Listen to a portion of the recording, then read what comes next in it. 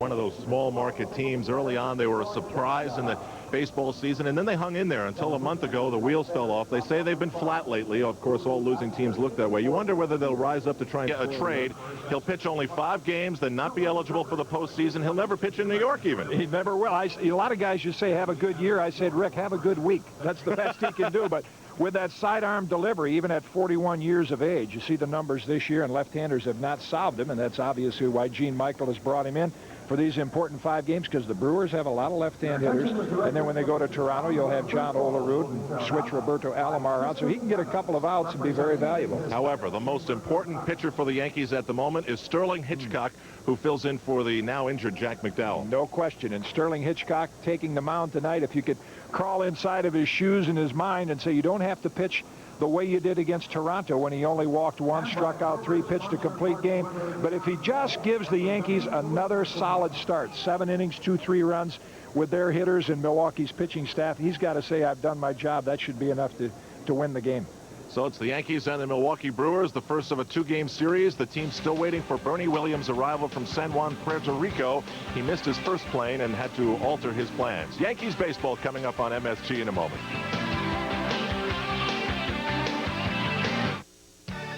I can't stand it. I'm seeing it everywhere. Well, it's not here, Harry. Nothing's here. Get a grip. My Sony DSS. The picture was awesome. The sound, better than anything I've ever heard. It was just like being there. And where's my remote? I can't find it. I need my remote. If I had one wish, just one, I wish we had my Sony digital satellite system here right now. Now this is living. We have NFL football, NBA basketball, and everything we ever wanted. I wish our wives could see us now. No! No wonder you didn't call. There's our Sony DSS. The kids went crazy when it disappeared. And we're not going to watch football. We want to watch movies, music, news, travel. You have one more wish. The Sony digital satellite system at Nobody Beats the Wiz. Everything you've ever wished for in home entertainment. Back at County Stadium in Milwaukee, Scott Carl taking his warm-up pitches, his 24th appearance of the year. He's been on a bit of a losing streak, Jim. Yeah, Scott Carl, although when you look at those numbers, they can be a little deceptive, and the Yankees have found that out, Al, with some of the pitchers they've faced lately. His last 9 starts, the Brewers are 4-2, his ERA in the mid-3s, so he has made some improvement coming along, as you pointed out. 16 starts as a rookie. There's the starting lineup he's going to face, brought to you by 7-Eleven. Wade Boggs will lead off, and Randy Velarde, Paul O'Neill, Ruben Sierra in the cleanup spot. Mike Stanley, Don Mattingly, Gerald Williams. Al told you about Bernie missing. And Derek Jeter, the rookie, will play short tonight. Pat Kelly hits 9th. Quick look at the Brewers in the field, brought to you by 9X. Darrell Hamilton in center, Matt Mieske in right. The infield of Seitzer, Listash, Cirillo, and Jaha. Rookie Mike Matheny behind the plate, and there's a valuable man having a good year. B.J. Surhoff doing it with the bat, and he can play first, third, catch. Tonight he's in left field. He and Kevin Seitzer are the best Brewers by far. Wade Boggs, 1 ball and 1 strike to Scott Carl. Boggs coming in hitting .327. 5 home runs, 63 RBIs. Talking these days like he wants to come back with the Yankees because it's been his dream since he was 9 or 10 to reach 3,000 hits. He's a little over 400 to reach that point. And Jim, I don't remember any time being at a game where I thought things were as important as they are and the atmosphere was about as dead as it is right now. It's just a complete contradiction. Boggs grounds out 4-3. That's one of the things when you're in contention like the Yankees and you go on the road in September, you expect this. Even, you know, in past years during pennant races when the home team doesn't have a lot at stake, and that's why in that clubhouse before the game, you have to jack yourself up mentally, put yourself in a frame of mind. This is the 7th game of the World Series. You can't let the flatness of the crowd affect the way you approach the game. Now Randy Velarde in there for a strike. Yankees faced Carl once before, and he did a very good job against them. The Brewers eventually lost the game. Here's a shot to center field that'll fall with a 1-out base hit. Big bounce to center fielder Darrell Hamilton. Velarde takes the big turn, and he's on with a hit.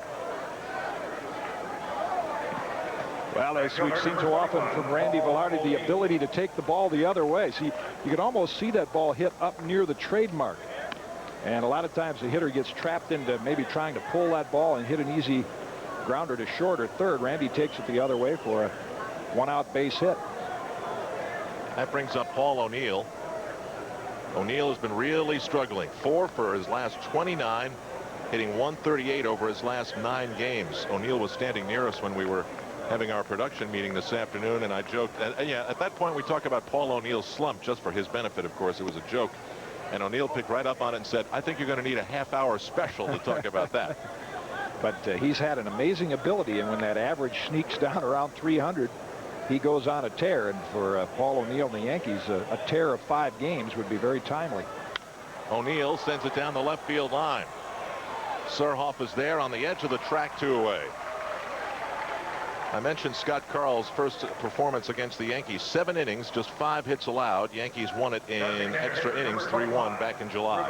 Not an overpowering pitcher, a left-hander with a palm ball changeup. He's come up with the little cutter that seems to be very popular these days, a little slider that he can run in on the hands of right-handers. That brings up Ruben Sierra.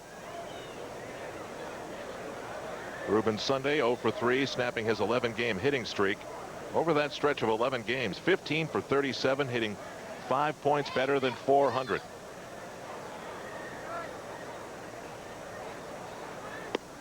Big contributions to the cause with a home run to help the Yankees in the Toronto series, and then the first game of the doubleheader on Saturday, the sweep, of course.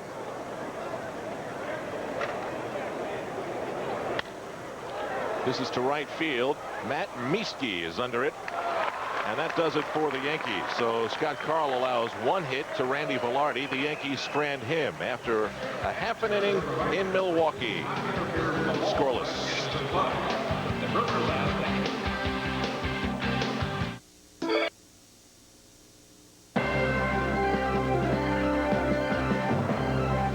New York Yankees baseball is brought to you by Nobody Beats the Wiz Home Entertainment Centers.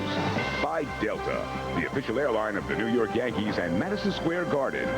By AT&T, bringing certainty to the uncertain world of business.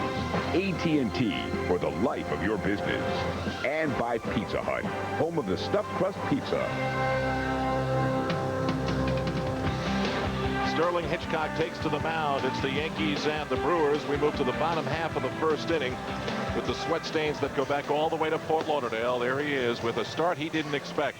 Now the starting for Jack McDowell, of course, in his spot in the rotation. When you look at Sterling's year, record of 9 and 10, if you take those quality start games, you know, where he goes 6-7 innings, he's 8 and 2 with his ERA is a little over 2. But the other starts, 1 and 8, ERA of 11. So Sterling is like that left-hander. When he's on, he's Sweet William. When he's not, he's Wild Bill. He's real good or real bad. It's Darrell Hamilton, then Kevin Seitzer, B.J. Surhoff, and John Jaha. Some hot hitting at the top. Then Joe Oliver's the DH, Matt Mieske, Jeff Cirillo, Pat Listash, Mike Matheny. The Brewers as a team, though, are slumping. We'll detail some of the numbers as they come up one at a time. It is a frightening downturn for this young team managed by Phil Garner. Hamilton 10 for his last 49. He's hitting .204 over that stretch, and his average is still at .276, so that'll tell you something. Center field, it's Gerald Williams pulling it in position perfectly. Now, Jim, Derek Jeter came out to get this start. It tells us only one thing, that Buck Showalter either knows Bernie Williams is in the clubhouse getting dressed or on his way here. And because of that, you see the alignment. You wondered, hey, that's surprising. Gerald Williams caught that fly ball. Yeah, Randy Velarde's in left, Paul O'Neill in right. And then around the infield, Wade Boggs always at third, Pat Kelly, Don Mattingly on the right side, Mike Stanley catches, and then the two new positions. Gerald Williams, very capable of playing in center field. That's where he's at tonight. And the rookie Derek Jeter in a start in a very important ball game. Biggest of his career. Number 2 hitter is Kevin Seitzer. Seitzer hitting .309 on the season. Still wearing the extra protection from getting hit in the face prior in his career. He's 2 for his last 12. As you go down that lineup, there are very few. John Jaha has hit quite well in September, a little like Sierra has for the Yankees, but all of their averages are a good 20 points below what they have been all year during the month of September. I remember the first visit in by the Brewers to the stadium, doing an interview with Phil Garner, because everyone, you know, was writing them off before the year began. Small market woes, we can't compete. And there they were. Yeah. And you thought, oh, it's only the first month. But boy, they kept it up all the way until the season's final month. Gives you an idea of all phases of the game. Their hitters, the averages are down, but Mike Fetters has allowed 4 games to slip away as their closer here during the month of September. And the difference between their record and the Yankees. Fly ball down the right field line. Mattingly giving chase and grabs it. What a catch by Don Mattingly. I don't know how he ever saw it. Well, that's how you win 9 Gold Gloves. Well, you saw him take the quick glance at Paul O'Neill and see that O'Neill couldn't catch it. Boy, that's some athletic ability there. I mean, that's like a wide receiver running a little sideline route. I don't know of any other first baseman playing in the American League that catches that ball. And there again is a reason the hitting woes are overstated, but that's a reason he is still valuable to a ball club, because he can play on both sides of the ball. And a catch made in fair territory. Here's B.J. Surhoff, the left fielder tonight. Surhoff's numbers very, very impressive. Well over 300. He's 0 for 10. This is unbelievable, Jim. Yeah, you get back to those numbers you're mentioning, and what are the results? The Brewers, since they were only a half game out in this wild card race, have gone 6-16 in September.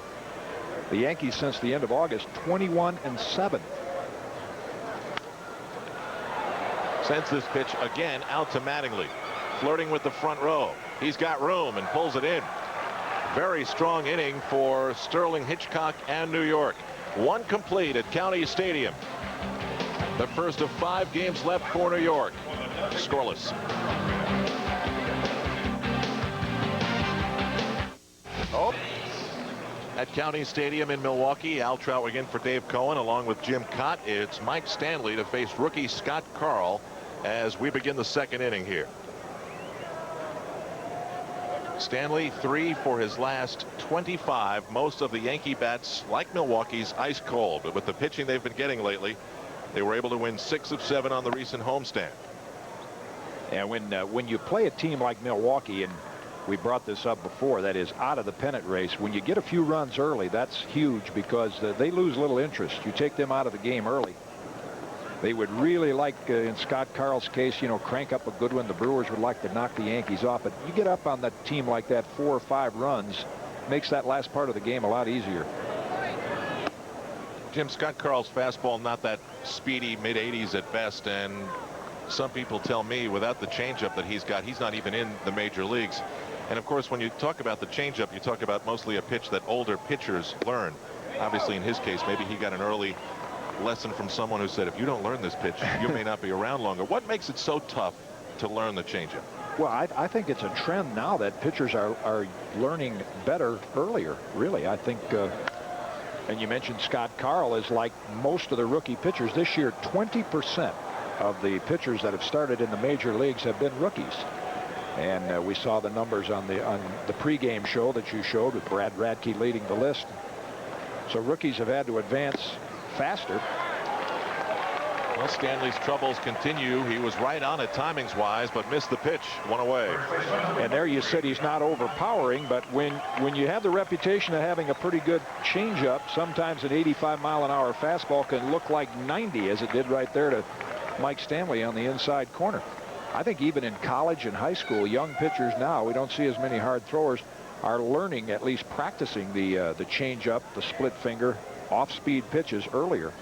Now Don Mattingly in there for a strike. Of course, the key to the changeup is making everything look as though it's your normal speeded pitch. So when you learn it, what makes that tough to do? Well, when that was the to second. 2 quick outs. This game's moving along. Yeah, the answer to your question about what makes it so tough is you want the arm speed to be the same as it is on the fastball without giving it away. You slow your motion down and your arm down, then the hitter picks that up. So the key to a good changeup, like a Greg Maddux is, or when Frank Viola had his good one, is to have that arm speed be just the same as it is on the fastball. and then not have the ball get there as quickly. And Greg Maddux didn't learn that in 2 years either. That takes some time, and guys like Scott Carl are being rushed to the big leagues, and they have to try to learn it up here. 0-1 to Gerald Williams. Scott Carl getting that pitch in there for strike one. Fouled off. The umpires, by the way, Mark Johnson behind the plate. Tim McClelland is at first. Rocky Rowe, Dave Phillips rounding out the crew here tonight.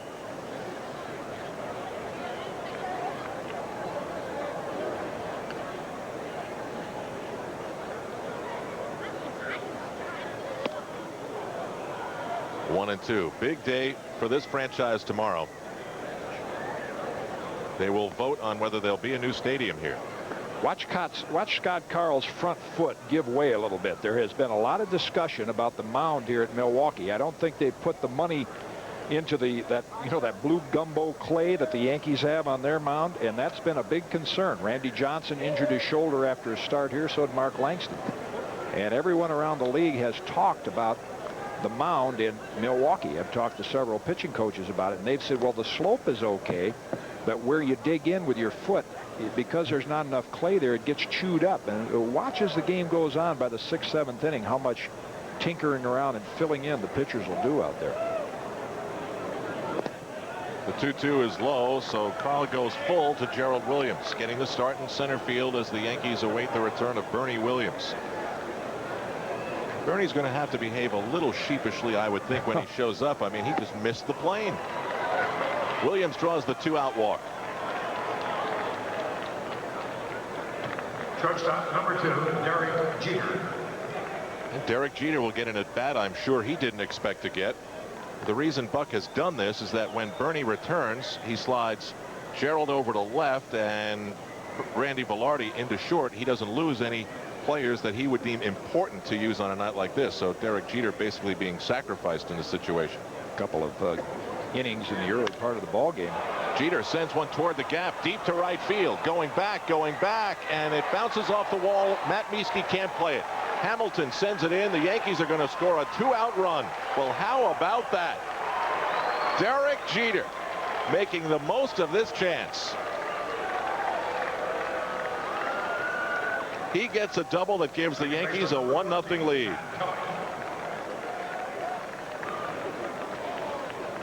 Well, you play a rookie position player against a rookie pitcher, and he goes up there and says, I'm not as intimidated. I've maybe seen this guy before. Jumps on that first fastball. And again, an example of how things have gone for the Yankees in the month of September. Emergency situation. Derek Jeter with an RBI, his first at bat. Big pickup for the ball club.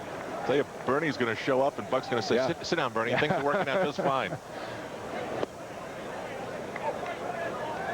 Well, and what happens mentally to a player, see, if Derek Jeter knew from 5 o'clock or say 3 o'clock this afternoon that he was going to start, there may have been some time to get a little nervous and uptight, but that last minute call, say, hey, you're in there, you don't have time to get nervous.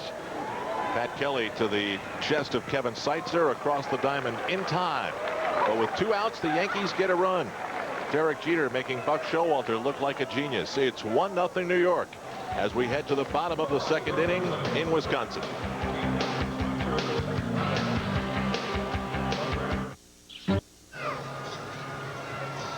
At County Stadium in Milwaukee, the Yankees lead the Brewers by the score of 1-0, getting an RBI double from Derek Jeter. A last-minute insertion into the Yankee lineup tonight. So John Jaha will start things off for the Brewers. There's Derek Jeter out starting at shortstop. The Yankees, again, just to repeat, waiting for Bernie Williams to get his way back from San Juan, Puerto Rico. Sterling Hitchcock had a 1-2-3 first. And I think for Sterling Hitchcock, Jim, that's a very good sign to get through that first inning without a blemish at all. Well, we pointed out earlier, when he is on, when he is good and sharp, his record dictates that. Behind home plate, Stanley. He's got room. One away. You know, Sterling does not have many average starts or mediocre starts. They're either sensational or they're bad. And tonight is a night when he doesn't have to have that sensational one. I think if he gives the Yankees a solid 7 innings, bullpen is well rested. Rick Honeycutt is out there to add to the mix. Now here's another perfect example of why the Brewers have headed south. Joe Oliver, their DH, was 2 for 20 on a recent road trip.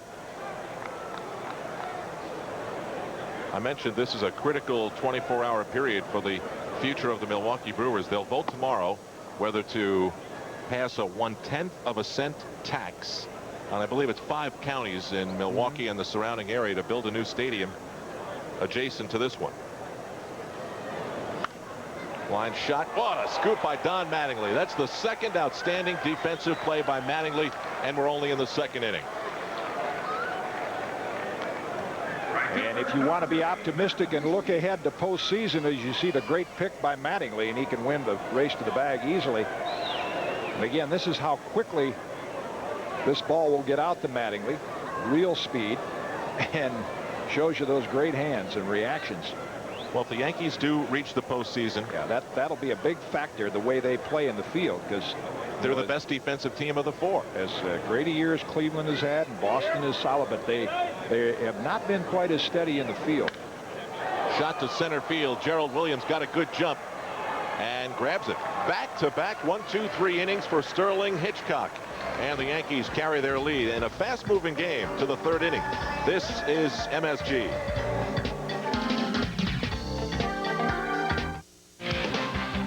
New York Yankees wild card baseball is brought to you in part by your tri-state GMC truck dealers. The strength of experience. 3rd inning at County Stadium, with the Yankees leading it 1-0. Derek Jeter's RBI double giving the Yankees the edge. Wade Boggs, as Scott Carl, a rookie, has faced all 9 Yankee batters first time through. Now let's see what the Yankees do with a second look. Wade Boggs drops one in. Leadoff hit for the Yankees. What a run down the stretch that Wade Boggs has put on. He has just been so consistent. And as Rick Downs says, when your leadoff guy shows everyone else with one swing that hitting is easy, it spreads. And what he does to work a pitcher, usually taking him into deep counts, going back to your comment about him playing for a few more years because he wants to get 3,000 hits. In baseball, you can be selfish and also be valuable to your team. Pete Rose, the best example of that. Fans might read that and say, well, all he wants to do is get hits. But in his case, the more hits he gets in that leadoff spot, and the more he gets on base, the more valuable he is to the Yankee ball club. 0-1 to Randy Velarde. There was some talk, Jim, before the game, was there not, that Tony Fernandez might be ready to play, and he's not out there. I guess maybe a last-minute decision may have changed that. He's missed 7 games with his sprained knee, and Randy's done a good job in his stead. And he's an ideal number 2 hitter, with Bernie missing his ability to hit the ball the other way. And again, it goes back to, I think, Buck's thinking. You put Jeter in the lineup. If Bernie shows up, you move Velarde into shortstop, and you have Fernandez on the bench maybe for something in the late innings. A few more at-bats like Derek Jeter's first at-bat, he'll stay right there for the whole game. Yeah, I mean, if you want to go with the flow, Tony missed 7 games, and the Yankees won 6 of them. You see again, Scott Carl. I mean, that's been a problem all year. I'm amazed that none of the Brewers. You see right here, that's the area of the plant foot, and that is really dug up. You love to have nice solid clay there, so when you plant your foot, it sticks. That's got to really play on your mind. As you're in your windup, you know that that could possibly be happening. That definitely is distracting. And I like the red, by the way. Well, when you see hitters get in the batter's box, we see so many shots of them digging a hole in the batter's box, digging that clay out, getting a good foothold. And while they're doing that, we don't see it as often on camera, but when a pitcher starts the game, the first 2 things he does, he digs a little hole in front of the rubber, and then he goes down and he checks where that plant foot hits. Checks the texture of the dirt, digs a little spot. That's just as important to him as what Randy Velarde is doing right now, digging into the batter's box. You want to get a foothold. 3-2 pitch. Velarde to right field, coming on as Miesky coming on. He won't get there.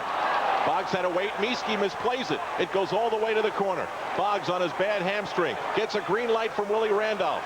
The relay to the plate will not be in time, and Matt Mieske's misplay allows the Yankees to grab a 2-0 lead. Well, I hurt watching Wade Boggs run around the bases. Ouch. Wow. Well, there's nobody out, so he'll get plenty of rest. Wade Boggs, you can see the smiles in the Yankee dugout. Mieske really misplayed that. I mean, that ball hit to the side of him. He never got his body in place, and Boggs reads it, but you can see Wade, that's top speed. Willie Randolph makes the judgment, and he sees even with that step-and-a-half trot Wade's got going, he can score easily, and Velarde all the way to third. Single with a 2-base error, most likely to be charged against Mieske, and O'Neill sends one deep. Really deep. It's a home run for Paul O'Neill and a 4-0 game as the Yankees bust out early here against the Milwaukee Brewers. That had a great crack to it, and it's exactly where Paul O'Neill says when he puts it in the gaps, he's doing something right. 21st home run of the season, 4-0 Yankees. A lot of Yankee fans here. You may be able to hear them in the background. Yeah, that's the only reaction you'll hear tonight is Yankee fans. But again, another example. Don Rowe's going to come out to mound, talk to Scott Carl. But Paul O'Neill has that low water mark. You know, his average starts sneaking down there to an even 300.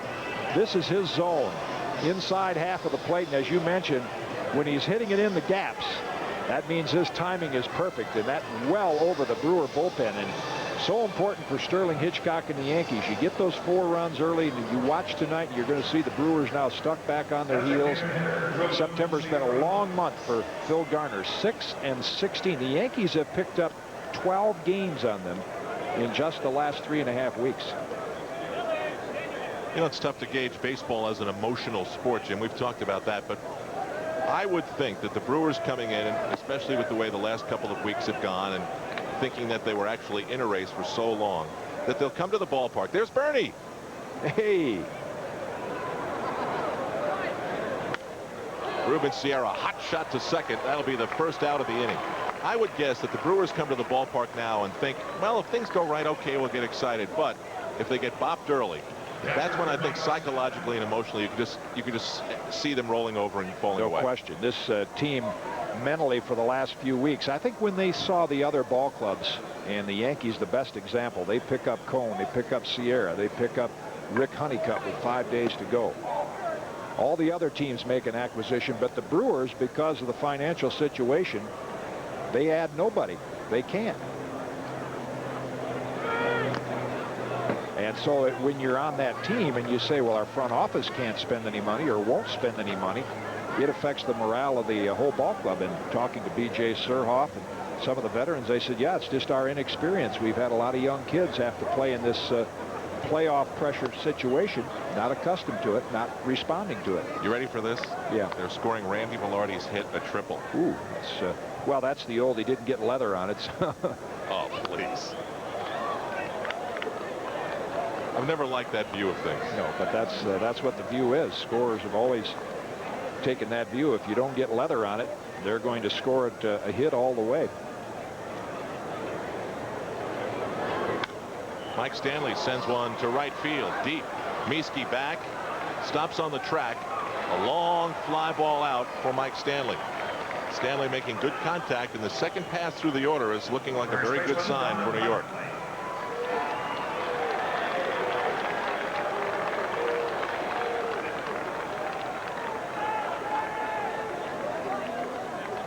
Stanley a quick 0 for 2, strikeout 9. Now Don Mattingly trying to distance what had to be a very emotional Sunday from his train of thought. Off the leg of Carl and hit very hard by Mattingly, who will reach first base. Now the question is Carl okay? Pitcher hates to rub it.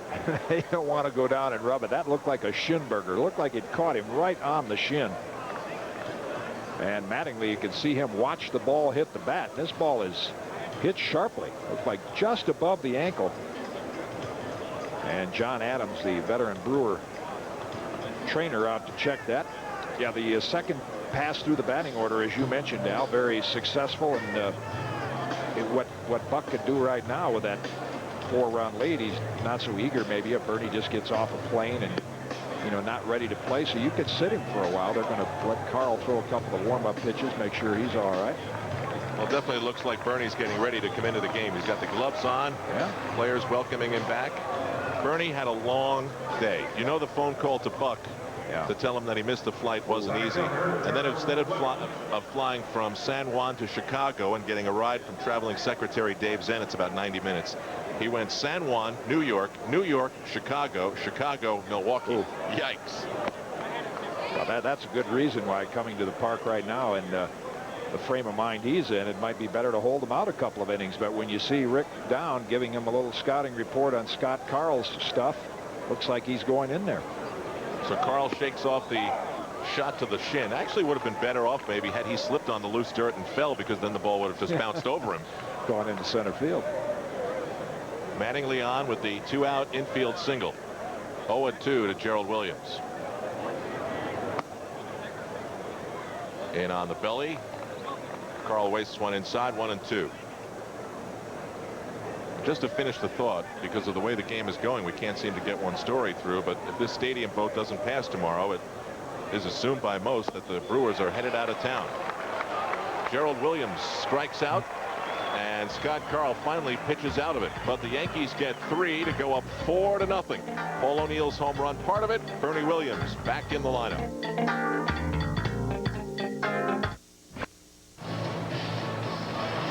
Back at County Stadium, the Yankees making the most of the first 3 innings, leading 4-0. And how about Derek Jeter getting the start at shortstop as the Yankees waited for Bernie Williams to arrive, and he gives them the lead with a double. And now Buck Showalter explains the changes, because Jeter is out, Velarde goes to short, Gerald Williams slides to left, and there he is, Daddy himself, Bernie Williams. Frequent flyer miles all behind him. Derek Jeter saying, what did I do wrong? I mean, I started, got an RBI 1 for 1. Why couldn't I keep playing? And everything works out fine, because Bernie enters a game in which the Yankees lead it 4-0. About the only thing that hurts the Yankees is that Bernie hits in the 8th spot, Jeter's spot, and they lose the 1-2 Boggs-Williams punch that they've had for so long at the top of their batting order. Well, I think even more than that, Al, the important thing to monitor is Bernie. You know, you'd hate to see a fly ball hitting the gap right now from the Yankees standpoint, and have Bernie to run a sprint. You know, just getting here, you see him stretching the legs out. He hasn't had the normal pregame workout. Well, we're told that one of the first things he did was go to Gary Weil, the strength and conditioning coach, and head up the runway for a little workout. Yeah. Well, that part's good, but when you haven't had a chance to shag fly balls and actually be out there, you hate to have that first one where you have to sprint, run hard. Now, how do you know in Puerto Rico, where there's a baseball field on every corner, he didn't get out there and shag a few? You hope he did something yesterday just to work out a little. Jeff Cirillo, 3-0, looks at strike 1. Sterling Hitchcock breezed through the first 2 innings, both with a 1-2-3 in the first and second.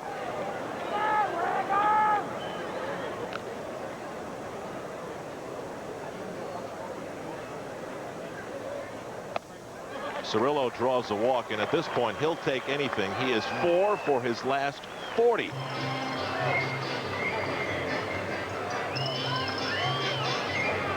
And 0 for his last 21. This is like an epidemic that's racing through the Brewers clubhouse. So that's a real gift from as far as Cirillo is concerned, getting a base on balls.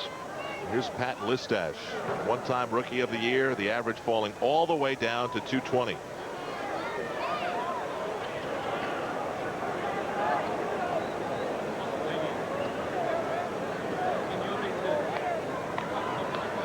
The one thing the Brewers in '92 did so well, steal bases, hit and run. Phil Garner said, I can't do that as much with this ball club. They haven't made contact. That hit and run, stealing the bases routine has just not worked the way it did in '92 when Listash had that great rookie season.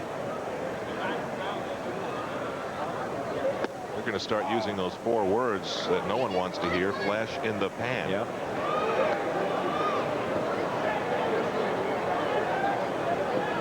For the Brewers, it's been a long 3 weeks. Now, one thing Sterling Hitchcock doesn't want to do here is let the Brewers right back into it. He's given him a wide open chance with the leadoff walk. 0-1 to Listash.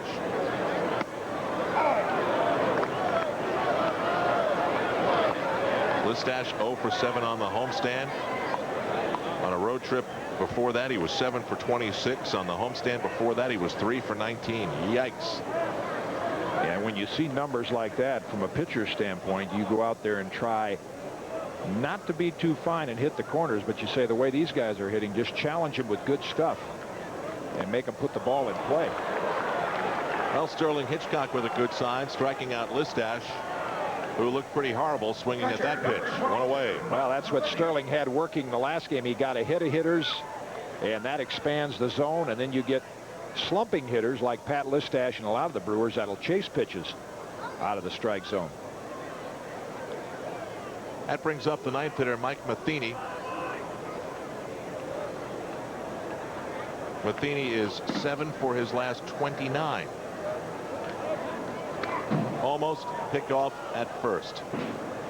Yeah, Don Mattingly should get as much credit for these pickoffs by Pettit and Hitchcock. You see Donnie give Cirillo that little deke move towards second, and that helps influence the runner. And he and Pettit, now Hitchcock, have the timing of that down perfectly. The first pitch to Matheny is in there for a strike.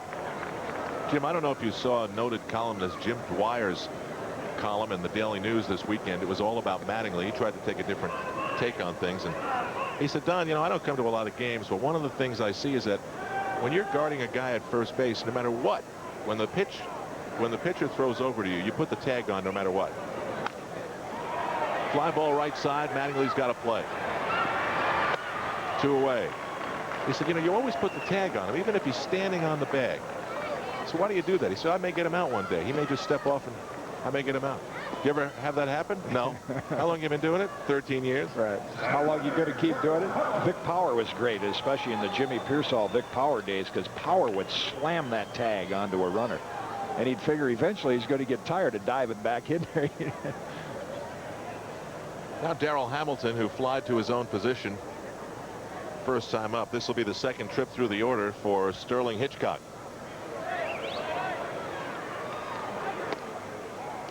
You know, ideally, going back to that Mattingly tag, as a first baseman, you whack that base runner on the thigh. I mean, and eventually he takes enough punishment on those. They used to do that to Maury Wills a great deal. You know, late in the season, all those stolen bases. Maury was rather, I don't want to say fragile, but slightly built, and he'd take a pounding on those wheels, and that's why sometimes those first basemen, just for effect, they'll whack that tag down on there. Now, did Donnie just tag him there? No, I don't think he did there, because Cirillo got back standing up. 0-1 to Hamilton.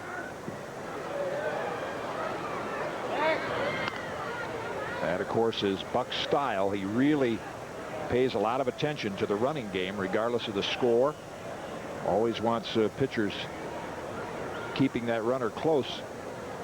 Yankees know about the running game. They just don't have one. 48 stolen bases, the fewest in the major leagues. Tom Goodwin of the Kansas City Royals has as many steals himself as the Yankees do as a team. Yeah, the running game and sacrifice bunts, hit and run. Yankees are down at the bottom in all of those categories, but yet during the month of September they have used the hit and run a little more than the past, and it's paid off. High and tight. Hamilton goes down. Did he get hit? Yeah, see, there's the flip side of all that attention paid to the runners, and it sounds like a broken record to some Yankee fans, but it's been a broken record. You got a 4-0 lead. Hitchcock picked up the target late, and it appeared to catch Darrell Hamilton on the left arm. Right under, it gets a little bit, it looks like right about there, it catches him right near the left elbow, or maybe nicked his jersey. You see him reach immediately for the left arm. Either did a good job of acting. Well, Mark Johnson reached immediately for his arm and pointed to first base. So suddenly Sterling Hitchcock, as Jim alluded to, has got a situation with 2 runners on base and 2 outs with the number 2 hitter, Kevin Seitzer, at the plate. He got Seitzer to pop to first in the first. Yeah, if you've got a 4-0 lead against a team that's struggling, even though they have a man on first base, you see Seitzer with 2 outs and runners on. This is where he's been strong all year. Another reason why you'd like to have him leading off, not hitting with 2 men on. You pitch like you have blinders on, like there's nobody on base, and just go after the hitter.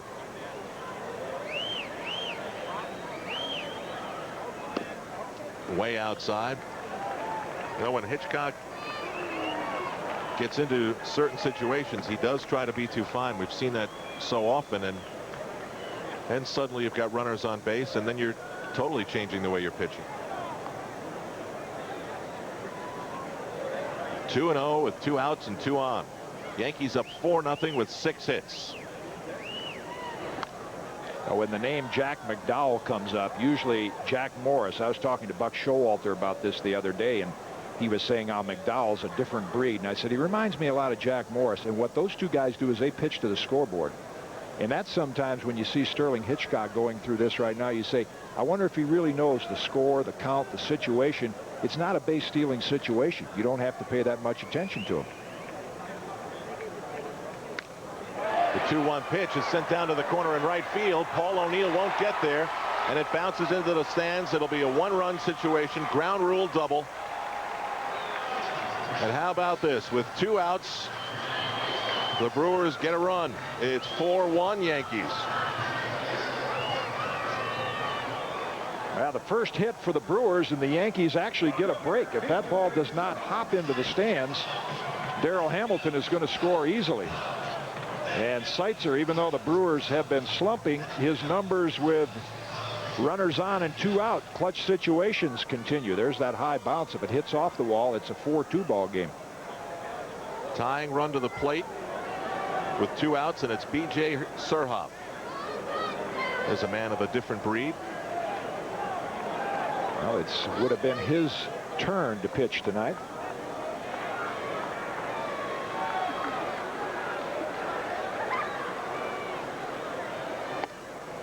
Going back to that throwing to first, and we mentioned those signs come in from the bench, but oftentimes a pitcher has the final say. Some sign is you have to throw over there, and I think in some cases the pitcher and the catcher can overrule or throw over there on their own. Right at us. Glove, I would have tried that. Surhoff in the same category with runners in scoring position. Up there second to Edgar Martinez. Was darn close to coming right in the booth. I'm very disappointed. Surhoff with 12 home runs and 69 runs driven in. 1-2. Nice pitch by Hitchcock. Jim, have you ever talked to Sterling Hitchcock about something you've brought up so many times about how late he looks at the plate to him? I talked to Billy Connors when he was a pitching coach here about that, and you know, it's something that has been a part of his windup for years, and I don't think they want to try to change it right now. To right field. O'Neill's got a track on it, and the Yankees get out of the inning. The Brewers strand 2. Surhoff got pretty good wood on it. We'll head to the 4th inning here in Milwaukee, Wisconsin. 4-1 New York.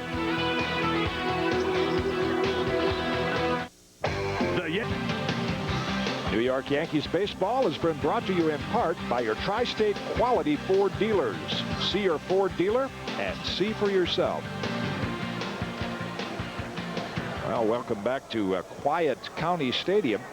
As you see the lineup down here for the Yankees, the number 8 spot, Bernie Williams has been added. Derek Jeter scratched, which who joined us earlier. Randy Velarde started in left field. He's now at shortstop, and Gerald has moved over to left field. So Bernie, fresh off the plane, fast cab ride, stretch out a little bit, first at bat, inside corner, strike 1. Well, Jim, Bernie was hitting .366 in his last 11 games, but for the most part, I thought he had a pretty rough weekend. He was doing things we haven't seen him do in a while. Strike out, hit into double plays. The break may have come at just the right time. 1-1. Well, if he may be tired, but he's probably more relaxed and relieved. He made a clever comment to the media after Sunday's game. He said, well, Bianca will probably be talking by the time I get there. She was a week old, laid on that one, 1-2. What do you think the over-under is on the amount of hugs she got?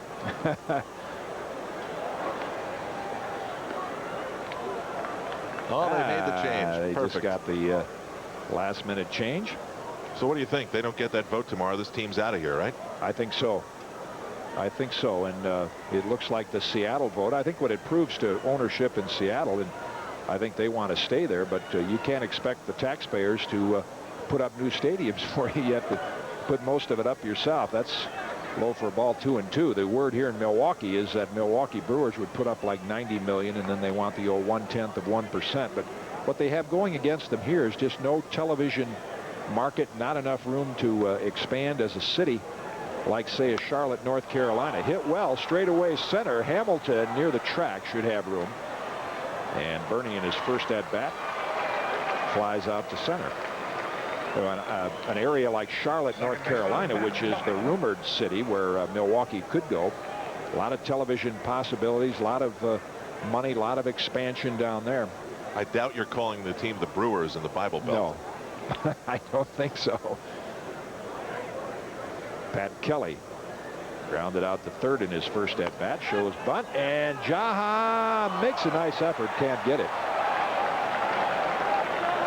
Well, something we haven't seen Pat Kelly try a great deal of. Good idea, and a nice effort by Jaha. There are fans here giving him a standing ovation for even trying. They haven't seen a lot of effort from their Brewers team lately. So Jaha, here's it for the try. 0-1 to Kelly. Well, the contrast in emotions in the two cities is remarkable. In on the fists, and Jaha will call that one in fair territory. Puts it away, 2 quick outs. Poetic justice, don't you think? But I mean, here you have a team playing out the string, empty stadium, bad atmosphere, and a vote tomorrow to build a new ballpark. In Seattle, you've got just about a full house every day now, with the city going nuts about a first pennant in the history of the franchise. And it's the year that the team votes to probably leave town. Inside to Boggs for a ball. Those that joined us later aren't aware the Mariners pounded the Angels today, 10-2. Increased their lead to 3 games. Straightaway center. Hamilton is parked right there, and Scott Carl comes back after the 3-run third and has a nice 1-2-3 inning. We've played 3.5 here at County Stadium, and the Yankees lead this one 4-1.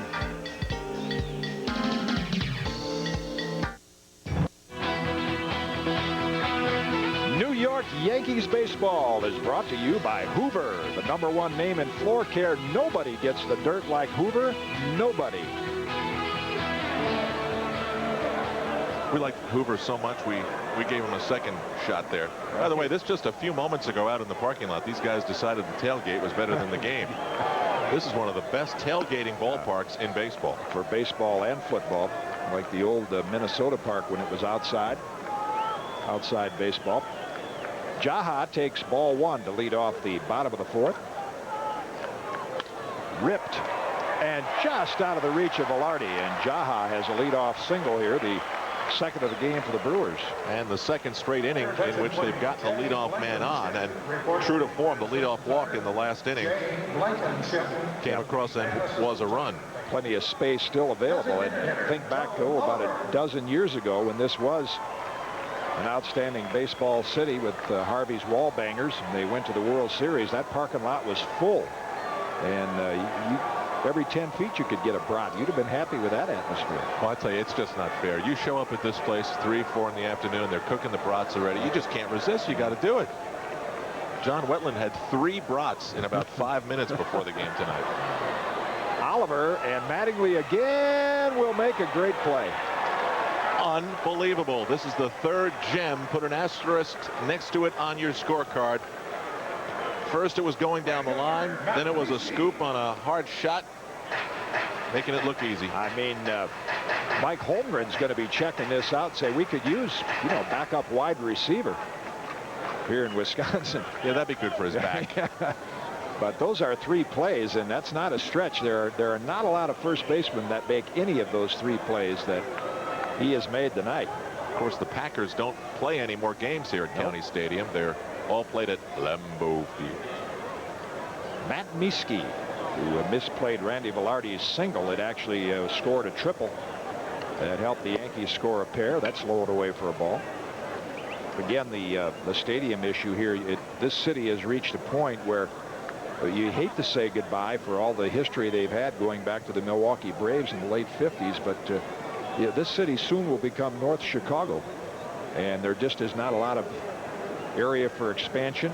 Again, a lack of television revenue, and it might be best, like if you're Phil Garner, that is a swing, said first base umpire Tim McClellan, 1-1 to Mieske. If you're Phil Garner, the Brewers manager, you'd like to maybe go to an area where you get some more money to work with.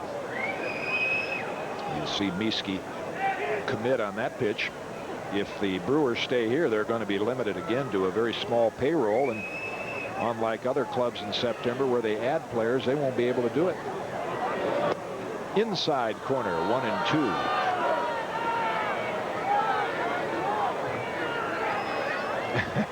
That's a short list.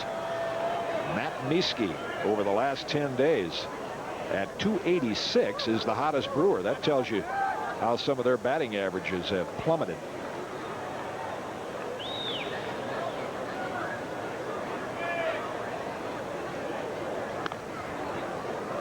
Trying to trick John Jaha over there with a modest lead. He's back in time. I would imagine you have had more noise in your studio for pregame shows than you're hearing here tonight in the stadium. Yeah, there have been nights when there was some yelling in the studio. Left center, Gerald Williams on the run, and now Bernie cuts over in front and gets his first chance of the night. 2 down. Second baseman, Jeff Cirillo. One of the first things that Rick Honeycutt said when he walked onto the field for the first time in a Yankee uniform was walk past Hitchcock, and then he looked at John Wetland and he said, "Don't you guys get new baseball caps here?" And Wetland said, "Hey, we worked hard in the beginning. We're working hard now. We want everyone to know it." That's their badge of honor, those perspiration stained caps, Wetland and Hitchcock. Jeff Cirillo, who drew a leadoff walk the last inning, and as usual, those things usually come back and hurt, and that one cost Sterling Hitchcock the Brewers' only run by way of the leadoff walk. Ball 1. Yankees will play the second and final game of the series tomorrow. That'll be an afternoon game. David Cohen against Brian Givens. 1:30 New York start for AT&T Yankee scorecard. Jaha back in time, and David Cohen for an update on that blister. It's really, had a chance to look at it today and talk to him about it. It's really more like dead skin. It's not the kind of blister that when you touch it's painful or inflamed. It's actually 2 of them too. Yeah, there's 2 little, much smaller than a dime, very, very small circles. Reached for it, lofted it to right. Should be easy for O'Neill, and it is. And Hitchcock pitches out of the 4th inning. He has given the Yankees 4 solid innings here, allowing the Brewers just 2 hits, and after 4, Yankees lead it 4-1.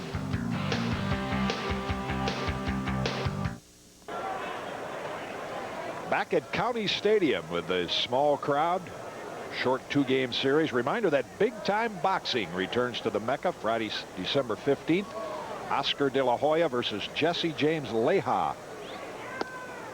And Scott Carl's first pitch. Low for a ball. Tickets available at the Garden box office or through Ticketmaster. Call that number, 212-307-7171. High chopper over the mound. And Cirillo with a strong arm to Jaha. 1 out here in the 5th. Speaking of Jesse James, I don't know if they've done it yet and what they found, but there was a group that got a court order to exhume the body of Jesse James because they believed he wasn't in the coffin, you know? Just weird. Yeah. I mean, it's just one of those things you can't believe. After a century, they've decided to dig him up. Well, some interested spectators here. The Yankee brass and owner seated right behind home plate. Gene Michael, the stick, who engineered the Rick Honeycutt acquisition. The spectacled Gene Michael checking his scorecard. Tom May and Tim McCleary from the Yankee front office along with him. That's low for a ball. Stick City started about 12 days ago working on the Honeycutt deal, and And a lot of times, there's pitchers out there like Jesse Orosco that maybe were a little more attractive, but teams are a little hesitant to deal with you this time of the year. Again, it was $50,000 to the Oakland A's plus Honeycutt's salary for this week, roughly about $8,000. So $58,000 to get a pitcher for 5 days. He's not even a hired gun. He's a temp. Well, and again, it's credit Gene Michael, and he obviously has to get the financial okay from the owner. O'Neill swings through that one of going out and getting what they think they need to win. And you look at the contrast with the Brewers. That's something Phil Garner doesn't have the opportunity to do that. And the inexperience and rookies and a lot of replacement players that they've had to play with finally caught up with them here in September. 3-2 now to O'Neill. Paul with a long home run to right center field in his last at bat to drive in 2. In on the hands. Jaha with a nice backhand pick. Flips to Carl. In time, 2 down. Of course, you see George Steinbrenner, and you know how he's been spending a lot of his time, and that's talking to people in New York about where the new stadium is going to be. Yankees general counsel David Sussman this past weekend didn't come flat out and say the Yankees prefer the west side of Manhattan, but he did, if you read between the lines, say that the west side of Manhattan would be the best possible spot for the Yankees. Well, you and I have talked about that before. I'm not a New Yorker, but that is so logical. Maybe that's why it's taken long to do it. Sierra with a big swing. I know there's parking problems, traffic problems, but you have those everywhere in a city, and other cities have figured out a way to solve it. Inside, can you imagine a replica of the old Yankee Stadium? 296 down the line, 301 down the other line, 457, just the way it was, with about 44,000 seats.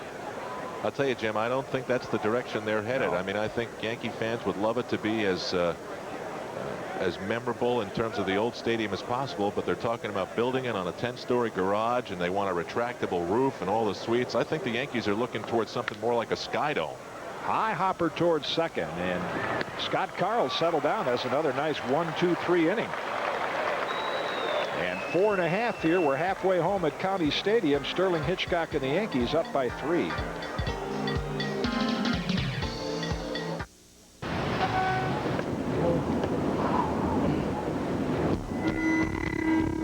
The New York State Lotto jackpot is now $10 million. Thank you. New York Lotto. Hey, you never know. Back at County Stadium, we move to the bottom of the 5th, and Sterling Hitchcock has held the Brewers to 1 run and 2 hits. And the Yankees have come up with 4, 2 of them on Paul O'Neill's 21st home run. Bernie Williams is back from his trip to Puerto Rico. And in the lineup, joined us late, Derek Jeter. It is only at bat, knocked in the Yankees' first run. So a productive night so far as Pat Listash steps in. He's going to face the 8th, 9th, and 1st place hitters for the Brewers. Be a good time for Sterling Hitchcock to think maybe about a 1-2-3 inning. Then you face the power of the Milwaukee Brewers order next inning with nobody on base. He's gone 2 innings straight with getting the leadoff man on. One time he got out of it, one time he didn't. And there's a strike to even the count, 1-1. In a perfect situation for Buck Showalter with his fall of the California Angels, now 3 games behind Seattle. That's fouled at the plate, 1-2. And if the Yankees win tonight, they will be a game and a half ahead of the Angels. They could nail down a playoff spot by Friday night. And you don't want to get greedy if you're Buck Showalter, but you do want to look at the whole picture. If you're going to get the postseason, you might as well go ahead and try to win it, right?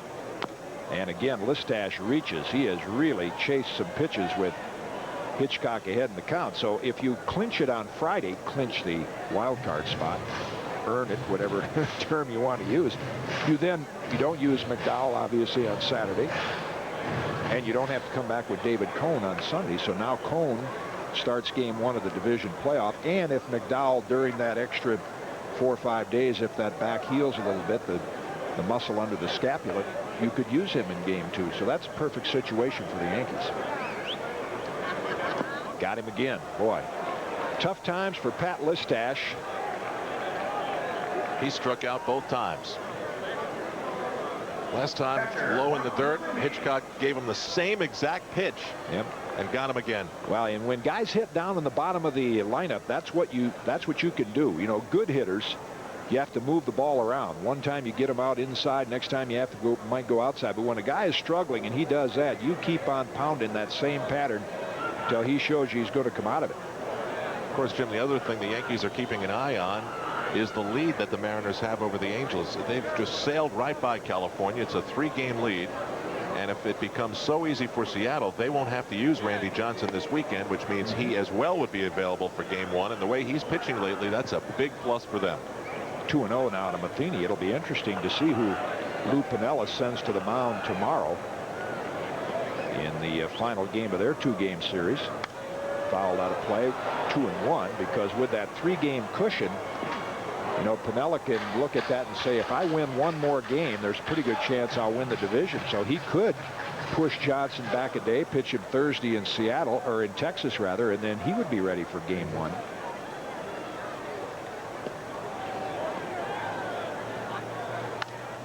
In on the hands down the right field line. O'Neill giving chase, and he gets there.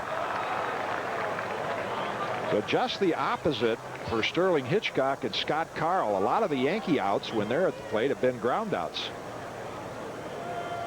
And you see O'Neill make the running catch near the foul line. The only ground ball, Mattingly made an unassisted play at first base. All the rest of the outs been strikeouts, pop-ups, or fly balls.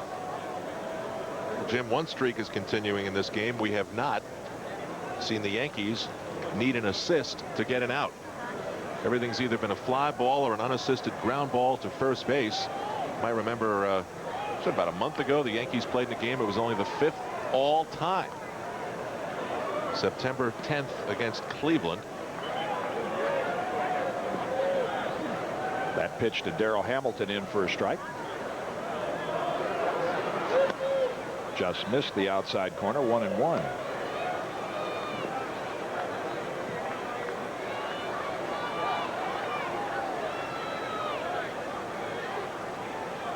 Hit well left field, but Gerald Williams has it measured.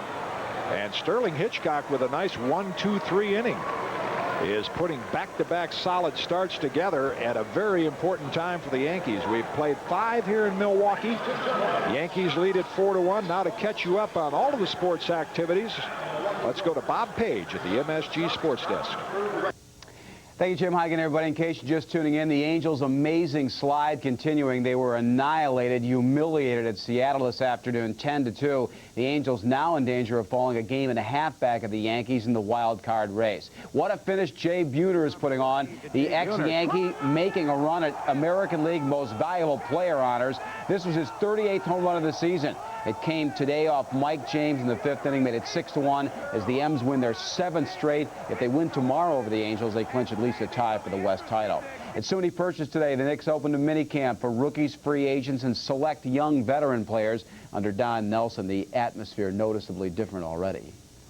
He's a perfectionist, just like Riley, but I think it's calmer in a sense. You know, everybody's more relaxed because he gives you a chance to explore your game a little more, and he already knows everybody's game, so he already gives you a chance to go a step further with your game.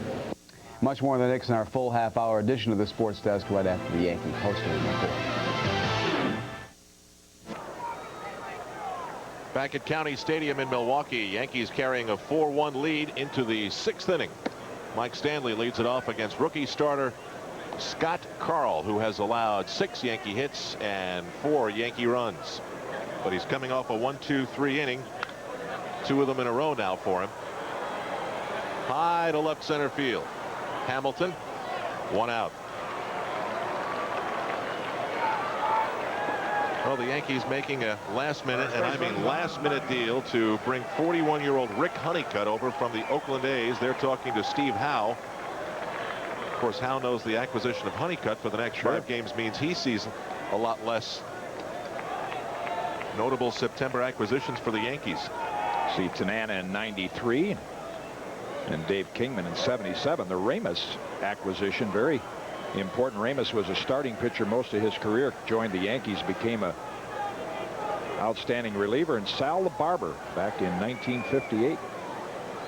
But none of those deals with as little as 5 games left. Do you remember in all your years of baseball anyone doing something this late? I was trying to think of the Red Sox in 1967 when they picked up Elston Howard, the late great Yankee catcher, but he had 116 at bats during that month of September, so you know he was there a while. The 2-0 pitch to Mattingly is a strike. 2 balls and a strike, 1 out. Yankees up 4-1.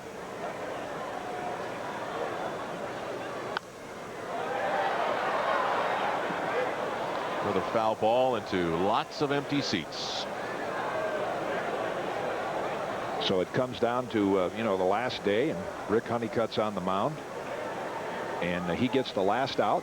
All the Yankees run out there, and hey, nice going. And he said, yeah, I'd like to shake all your hands, but I got a flight in a half hour. Have a good time in the postseason. See you later. Did my job. Yeah.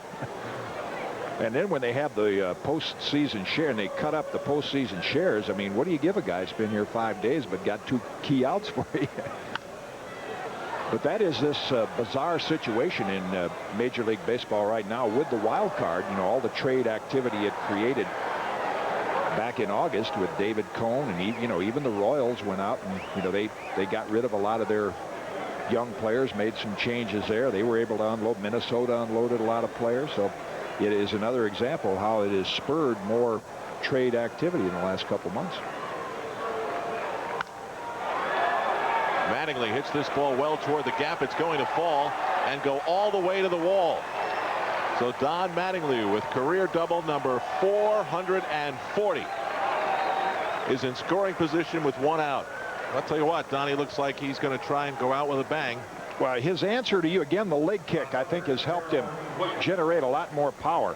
Miski, not fleet of foot, does not catch up with that ball. You saw him earlier misplay the Velarde. Yep, he's shaking his head. Well, maybe he will be back next year. He's getting some of his power back. But I think Donnie's answer to Michael Kay before the game on the Yankee scorecard show was take it, as he said, he's just trying to focus in on taking care of Scott Carl tonight. Now Gerald Williams started in center, moved to left, high from Carl.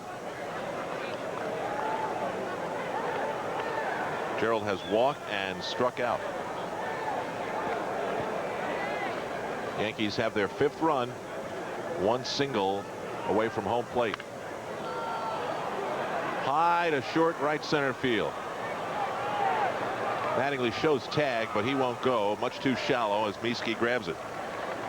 Again, Al, talking about the Don Mattingly situation is, when other players it's near the end of the year and you talk to front office general managers, you get a little bit of a read on what the options are for the next year with a player. I went through that with Harmon Killebrew during the latter stages of his career. You cannot get the Yankees, primarily because the owner hasn't committed at all, to make one statement about what the possibilities might be for Don Mattingly next year. They don't even want to address it.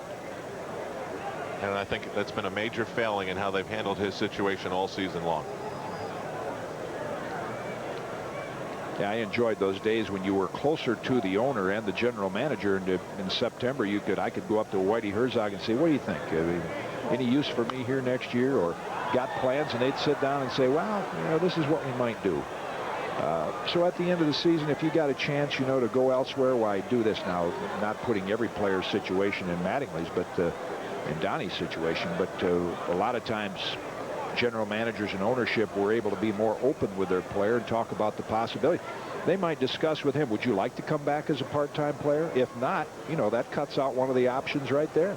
Well, reportedly he had that conversation with Michael Kay and said that exact thing.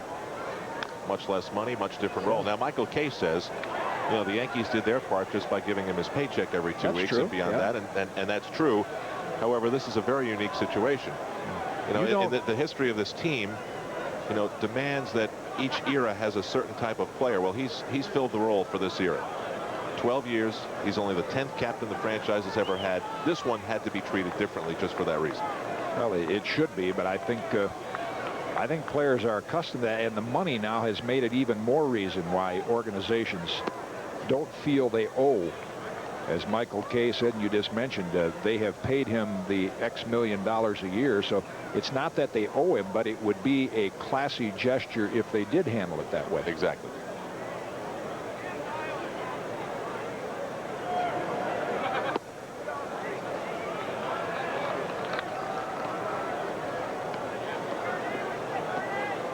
Two balls and 2 strikes with 2 outs to Bernie Williams.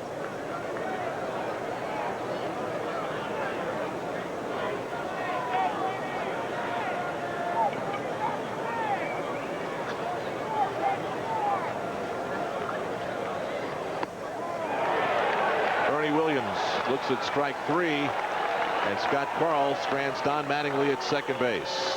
We'll head to the bottom of the 6th inning in Milwaukee. The Yankees still up 4-1.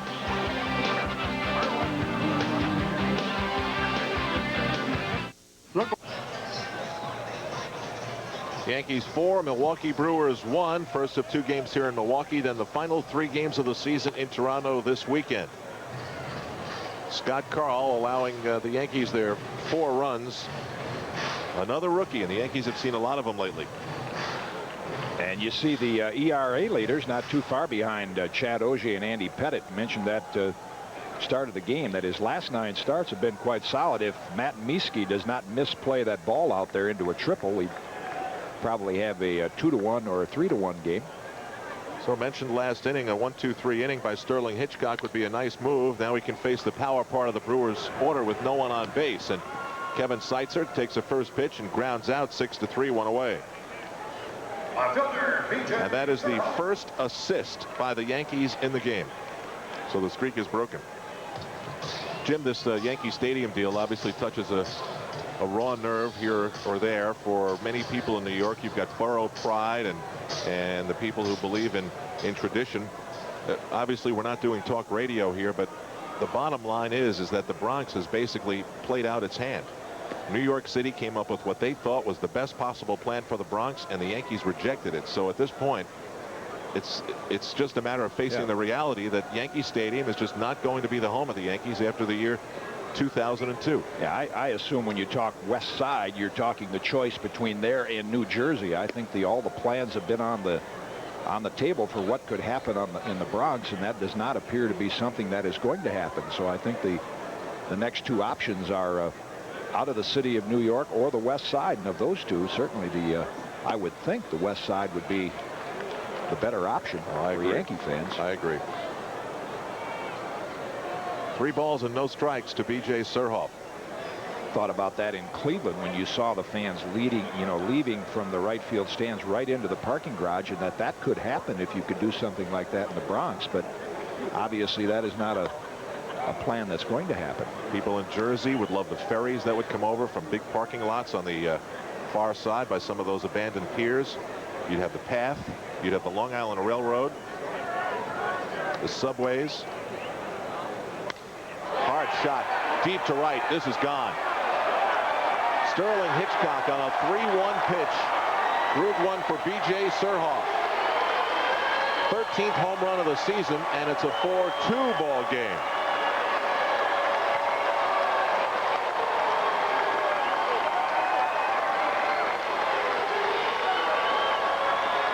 Well, there aren't too many people to make the noise, but whatever they can, they're doing here.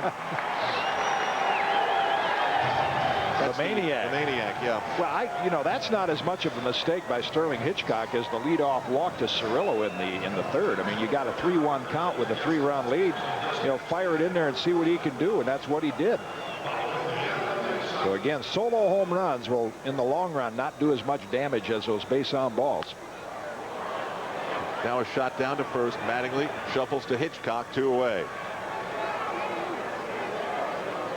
Mattingly's had some sure hands out there tonight. Hitchcock has his 2nd out. And that brings up the DH, Joe Oliver, one of the struggling Brewers.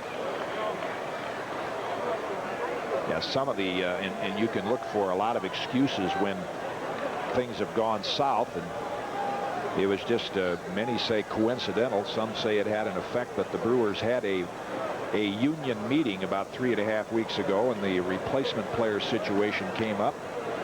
How they were treating him, were they too friendly to them? And Talking with some of the Brewers personnel, they feel like after that meeting, the morale went down a great deal. But like Phil Garner said, hey, that didn't cause Mike Fetters to blow 4 saves, or that's not the reason guys aren't hitting with men on base. That's one Mattingly couldn't get to. Sprawling to his chest. It goes to right field. It's a 2-out single by Joe Oliver. Right fielder, Matt Misty. This was some shot. Yeah, pitch outside, breaking ball, and just out of the reach of Mattingly. Credit Oliver for going the other way. Haven't been a lot of smiles on the Brewers hitters' faces for a while. That brings up the alliterative Matt Misty. Alliterative, yes. He's another player the Brewers have had high hopes for. His ability to swing the bat. He has not looked good in right field tonight. Getting the same sense, Jim, from the Milwaukee Brewers that I got with the Detroit Tigers. You know, they're trotting out all their young players, but there don't seem to be too many that stand out and say we've got a bright future here. They don't have the say a Derek Jeter, Ruben Rivera type players that jump out. I mean, there's nobody that you hear of where someone comes up to you and says, hey, you got to see. Right. There's none of that. I mean, when we went to Kansas City early in the year, that you got to see this guy. Good one. He can fly. At least it gave you something, you know, to hook your teeth into and look forward to. 2 balls and no strikes to Misty. Runner at first with 2 outs.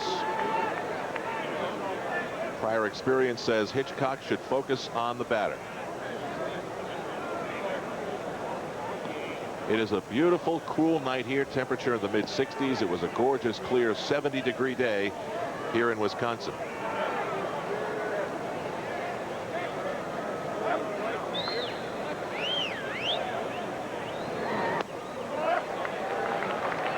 (3-0).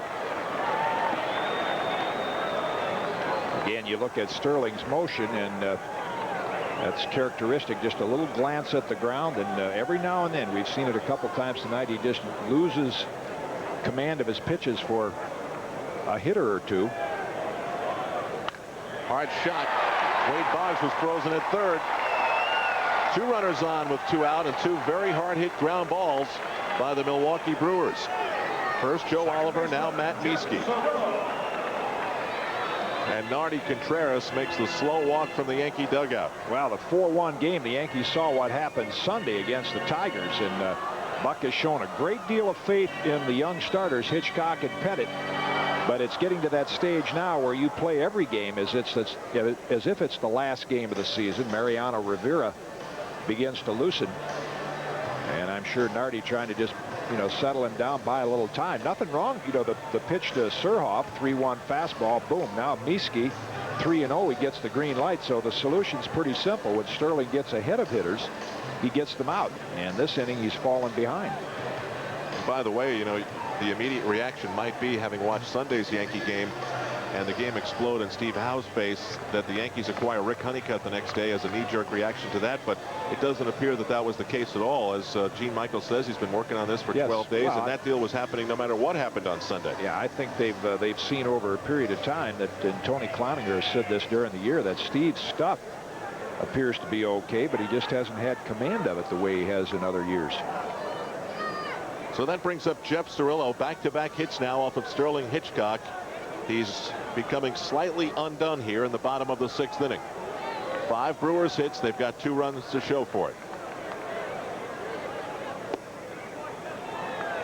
Off the plate again. Hitchcock got way behind on both of the 2 hitters who were on base, and then gave them something they could hit.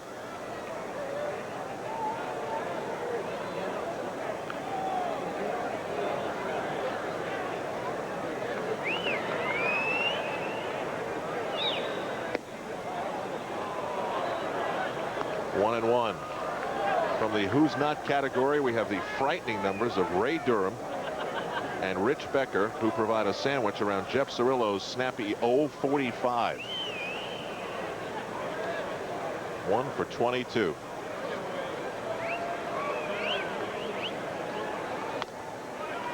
Hitchcock falls behind, 2 balls and a strike. This is one of those frustrating innings. Yeah, because when you see that graphic, 0-45, when you fall behind hitters, even when they're slumping, 2-1, 3-1, 3-0, That's when they do get their hits. Throw, strikes.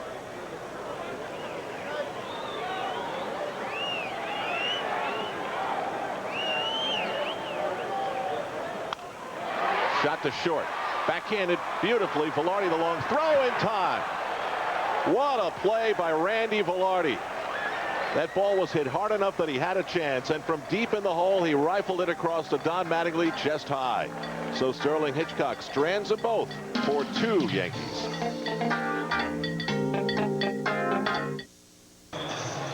Now Randy Velarde ended that 6th inning with a terrific play, Alan. And note what he does with the back foot. See, he plants that back foot and gives him a lot of leverage to throw. See, Tony Fernandez used to throwing the ball on the run. He has a difficult time making that play because he tries to throw it off balance, can't get as much on it. And boy, has he played great at shortstop since the Fernandez injury. Absolutely. Pat Kelly hitting 9th. Leads it off for the Yankees in the top of the 7th inning. They lead it 4-2 off of rookie starter Scott Karl. Pat Kelly, 1 ball, 1 strike. It was nicely done by Sterling Hitchcock to pitch out of that inning, but as many Yankee starters have had during the recent stretch of winning, he needed some defensive help. Well, again, we talked about at the start of the game. If he just does a decent job, and he's done that already. You know, in my eyes, Sterling Hitchcock, 6 innings, 2 runs. If he can get 1 more inning, fine. And if not, I mean, you have to have some confidence in those guys in the bullpen to come in and nail it down.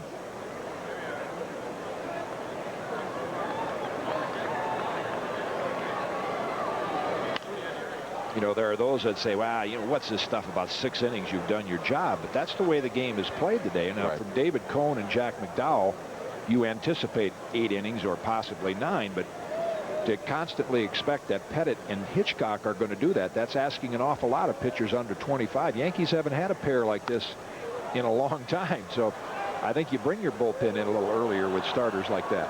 I think it's an amazing credit to Andy Pettit and Sterling Hitchcock that when the games really got important, they delivered their best stuff. Now, Pettit did it over a longer period of time. Looks like Mattingly's putting some ice on his wrist, perhaps. This one toward the gap in right center field. Hamilton on the run, and he's not exactly a center fielder you love to see out there. He can't play it. And is this going to feel good for Pat Kelly? It's been a long time since he hit a ball that hard and just kept on running all the way to third base. A leadoff triple for the Yankees. You're right about Darryl Hamilton, Al. He's primarily a right fielder, and in center gives it his best effort. The Yankees have found the gaps tonight, and an important time for Pat Kelly. Likes the ball down, and that's where he got that one and drove it a long ways. You don't see Pat Kelly with that kind of power to the opposite field very often, and that'll force the Brewers to bring the infield in, and a chance for the Yankees to add to that lead. Well, Wade Boggs has a tantalizing 5th run, 90 feet from home, and Scott Karl's got himself a problem. 1 ball, no strikes.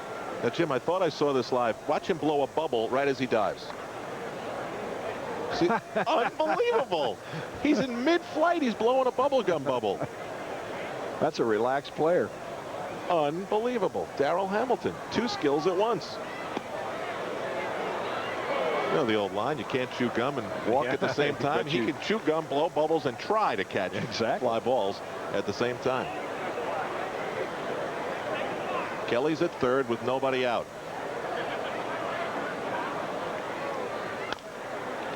Shot to first. Jaha plays it, checks Kelly back, and tags out Boggs.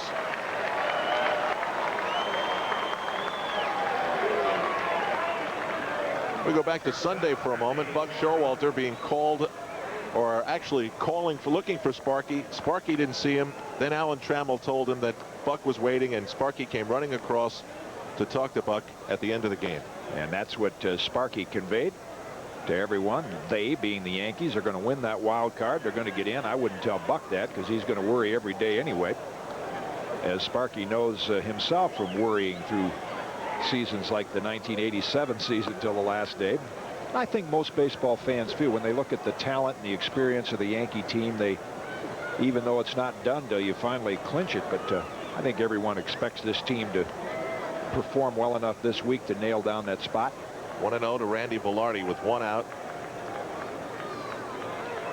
Phil Garner came out to talk to Buck before the game. He said, boy, you guys are playing great. You're going to get in this thing just like I predicted 4 months ago. Buck said, don't be buttering me up to take 2 from me, pal. Yeah. Now the Yankees since the end of August 21-7, and the Brewers 6-16. Don Rowe with a long walk to the mound to buy a little time. Rob Dibble, the once hard throwing right-hander, and Kevin Wickander, the lefty, beginning to get loose.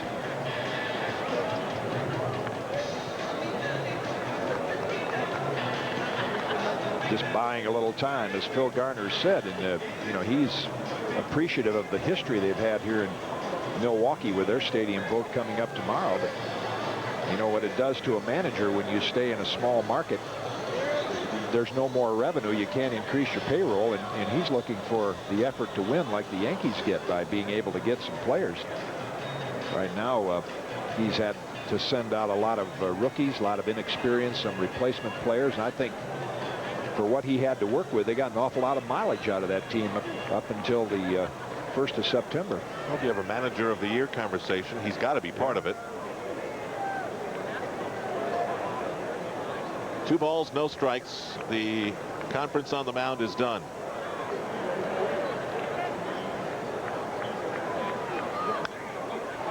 Fouled off, 2-1. Earlier in the game, Bernie Williams was a late show from Puerto Rico. Derek Jeter filled in, made the most out of his 1 at-bat, doubling in the Yankees' first run. You see Paul O'Neill on deck. He had his 21st home run of the season. And the Yankees jumped out to a 4-1 lead. Brewers got one back. It's 4-2 in the 7th.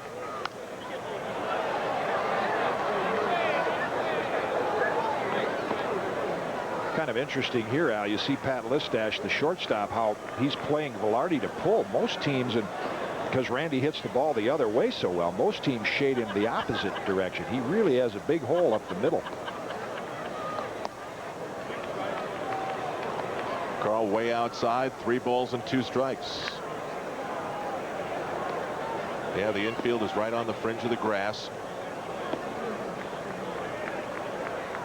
A fly ball scores Pat Kelly.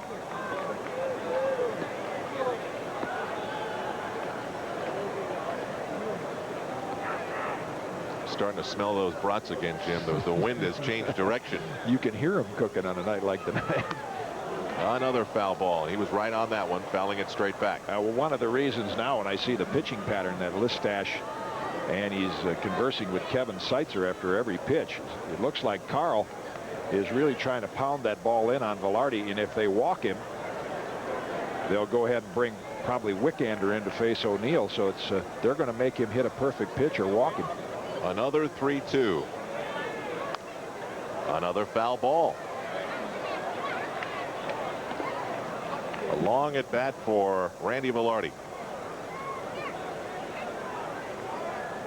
O'Neill's home run was a real blast to right center field.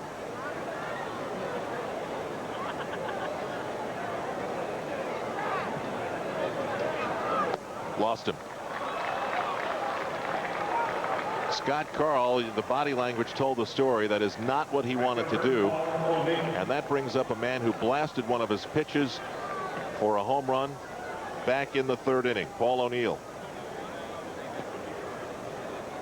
And Garner will make the move. Yes, it's left-hander for left-hander, but because of that that home run you mentioned it. Well, it almost went to the hotel. It was in that direction. Yes. Garner is going to make the move and bring in more experienced left-hander Kevin Wickander. So it's going to be a lefty against lefty. Phil Garner hopes that's a matchup that goes his way. The time to save on 4-2 Yankees with runners at the corners, 1 out. Phil Garner brings in Kevin Wickander to face Paul O'Neill. Let's go back to 1993 and look at the adjustment that Paul O'Neill has made in 2 years. We've talked about his leg kick, but in 1993, if you watch the knee comes up to that position. Now watch in 1995. See, not a big difference, but yet a noticeable difference of Paul O'Neill, and it goes back to what Don Mattingly is trying to do, like so many hitters. Get the high knee kick, which helps you stay behind the ball. See, a much more powerful finish in that last swing, which happened this year, than the one 2 years ago. Well, Paul O'Neill is waiting for Kevin Wickander to make his last warm-up tosses. The 30-year-old was picked up on waivers, put there by the Detroit Tigers.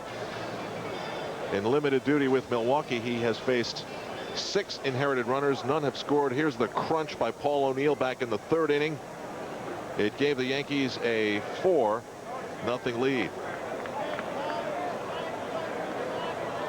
And as we mentioned before, when Paul O'Neill starts hitting with power to the gaps like that, he's getting back on track. That would be nice timing for the team if Paul did that. 1 ball, no strikes. Bill Garner going lefty against lefty. Randy Velarde's on at first. He walked. Pat Kelly tripled.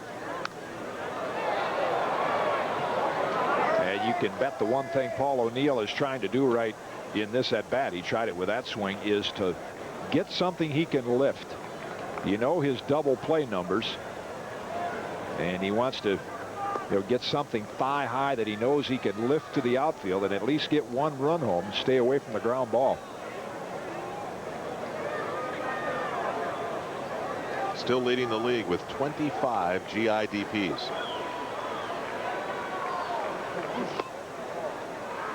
Just missed. 2 balls and a strike. Yankees looking to move up a 1.5 games on the California Angels, who lost the game in hand that they had on the Yankees this afternoon to Seattle. O'Neill sends one to center field. Hamilton on the run, grabs it, but Pat Kelly will score easily. That was a well-hit ball by Paul O'Neill. Sac fly, RBI, 5-2 New York. At this stage of the game, the Yankees will take that trade, and O'Neill did exactly what he wanted. Pitched down and away, but you could see almost the uppercut swing. Paul's very aware of those grounded into double plays, and he goes down and lifts that. You said, Al, his timing is on when he's hitting to the gaps. The home run to right center and the sacrifice fly to left center. So Paul O'Neill delivers his 91st RBIs, bringing up Ruben Sierra, who's 0 for 3, flying out, lining out, grounding out. He's done it all. Velarde draws a throw.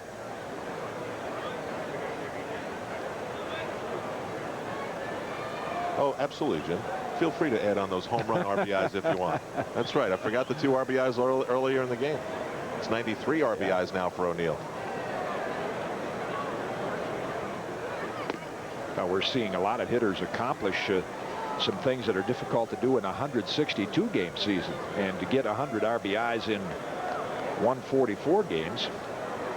Now there are so many well-founded reasons to be mad at baseball, it's not even funny. But as the season winds down and you realize that none of the numbers that are being put up this year mean anything in comparison to the history of the game, that's just unthinkable that they could have gone with this, but they did. The asterisks all over the place. I mean, if you hit 62 home runs, that would have been something, but that's one of the few. Or of course, Maris's year, they played 162, but now 144 was going to be the norm for the next couple of decades. That would be different also, but this is going to just be that one unusual year when none of the statistics you can relate to any other year. 1-2 to Sierra. It's the photographers ducking here at County Stadium. Just a few thousand on hand.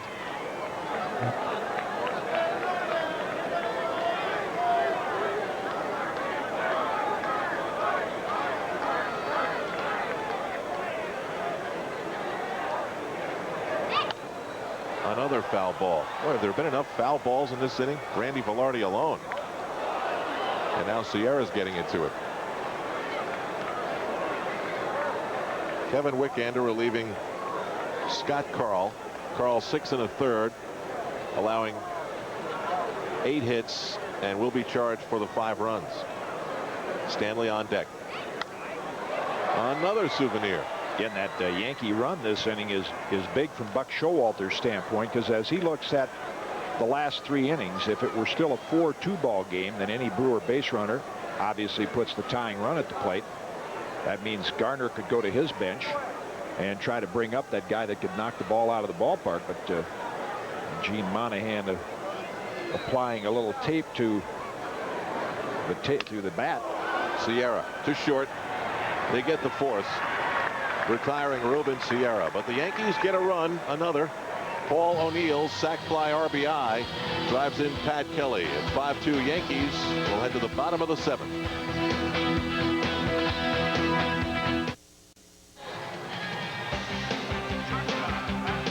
New York Yankees baseball is brought to you in part by the Discovery Channel. Explore your world. Someday on the Discovery Channel they'll have a special. How are bubbles made? Al Trautwig in for Dave Cohen with Jim Kaat back at County Stadium. Sterling Hitchcock sent out there by Buck Showalter to pitch the bottom of the 7th inning.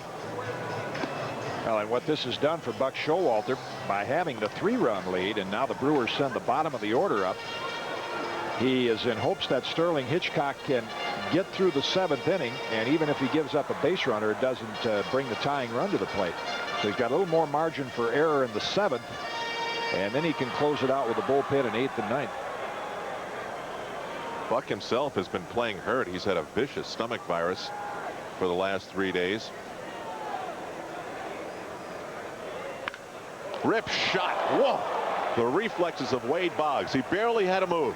Just lifted the glove up and off the bat of Pat Listash to the glove of Wade Boggs, one away. A rocket. Well, Pat Listash been falling behind 0-2, 1-2 and striking out. He said, I'm jumping on the first fastball. Jump on it he did. That brings up Mike Matheny.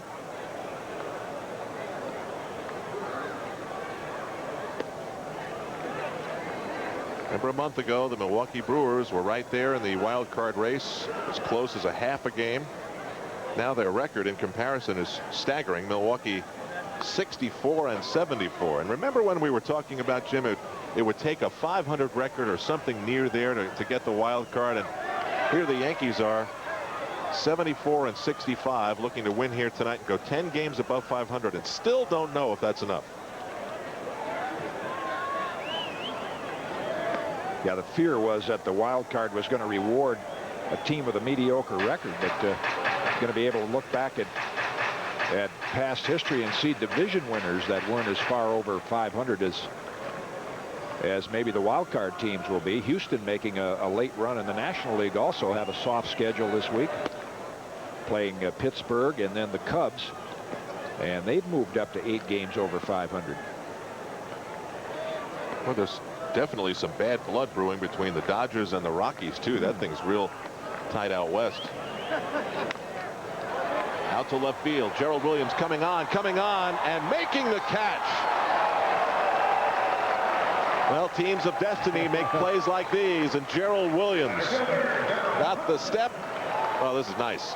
Well, that's why catching the ball, having the best team in the field, especially in these close games. We've seen Mattingly tonight take a couple of base hits away, and here's Gerald Williams with a big catch for the second out. He got a great jump on the ball and shows you his athletic ability.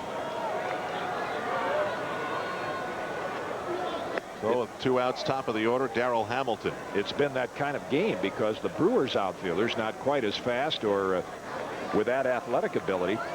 Some of those balls have fallen in or gone to the gaps. 1 ball, 1 strike. Well, this is the time of year when you start talking about defense. We did it earlier in the game, and the Yankees really showing off some defensive stuff in this one. Fouled off. Hitchcock ahead of Hamilton, 1-2. Only 8,618 here tonight. That's what the politicians will look at tomorrow when they say, what? You want a new stadium?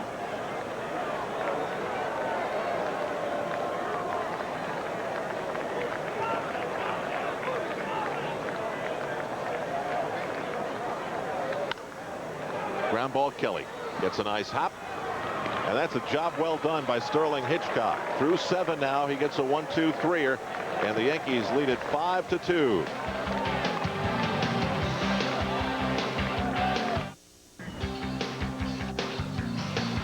Yankees baseball brought to you in part by the United States Postal Service. We deliver smart solutions for you. Yes, there are many Yankee fans here at County Stadium, and boy, the Brewers are lucky, because if the Yankees weren't here with all their fans, we'd have less than 8,600. New pitch from the ball game. Ron Reitnauer in for the Milwaukee Brewers. Got a major league victory, his first early in the season. Went to New Orleans, now back up, and one of the replacement players that has been part of the undercurrent of some of Milwaukee's problems late in the season. Yeah, I think after the player meeting, there was some encouragement from the association, maybe not to be quite as friendly toward the replacement players, and they felt it. You can talk to them and they felt it, but Phil Garner says to use that for an excuse as to why we haven't played well, he doesn't think that's the case. Brian Givens, who will start tomorrow's game for the Brewers, also a replacement player. 8th inning, big game. Yankees up 5-2. Mike Stanley leads it off for New York. Stanley 0 for 3, struck out, 2 flyouts.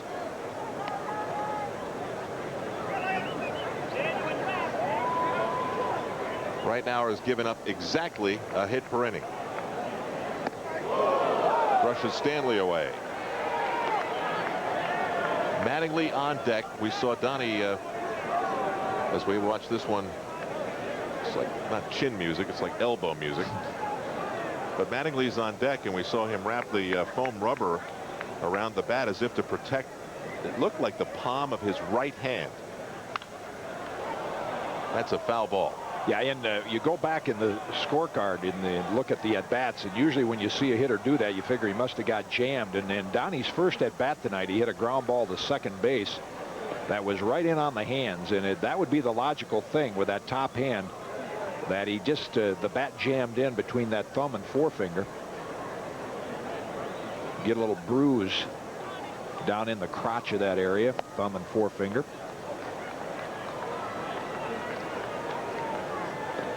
Of course, Stanley grips the bat in a way which to me would be the most uncomfortable way to hold a baseball bat, with the pinky actually over the knob at the end. Yeah, what hitters want to do is feel the weight of the bat, and by doing that, it makes that barrel end feel a little heavier. Of course, that's where that hamate bone injury has come from. Leadoff walk for the Yankees, always a good sign. That brings up Don Mattingly. Mattingly's average up to 287, nudged up by his efforts over the past week and a half when he's been hitting over 300. Had a double earlier in the game that was a well-hit shot to the gap. Also reached on an infield single, bouncing a ground ball off the shin of starter Scott Karl.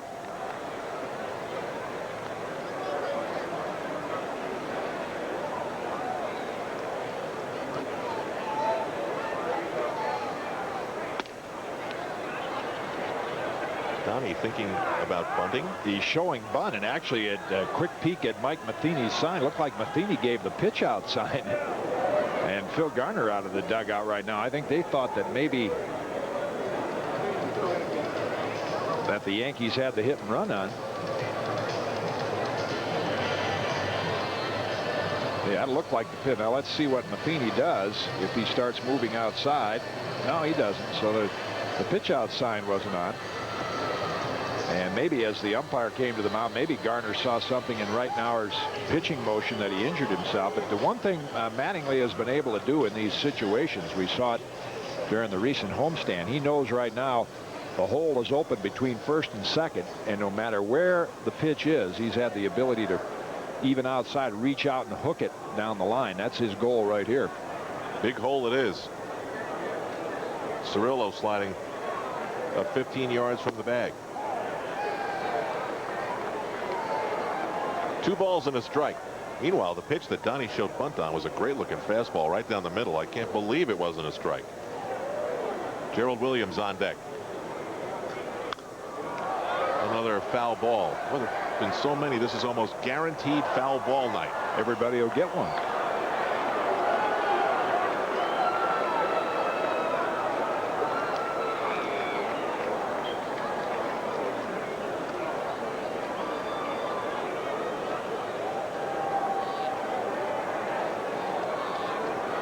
Two balls, 2 strikes, none out.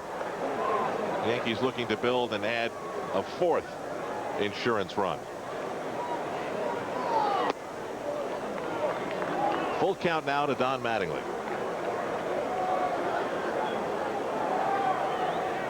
Should give Buck a chance to start Mike Stanley. 3-2 count. Confidence Mattingly can make contact.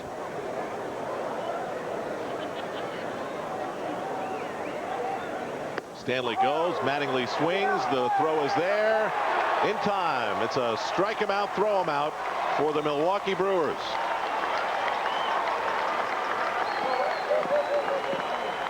Buck Showalter trying to use whatever little speed there is from Mike Stanley. And very unusual for Mattingly to do this. You see the ball sink down and away, and the disgust on Mattingly's face. Stanley's an easy out.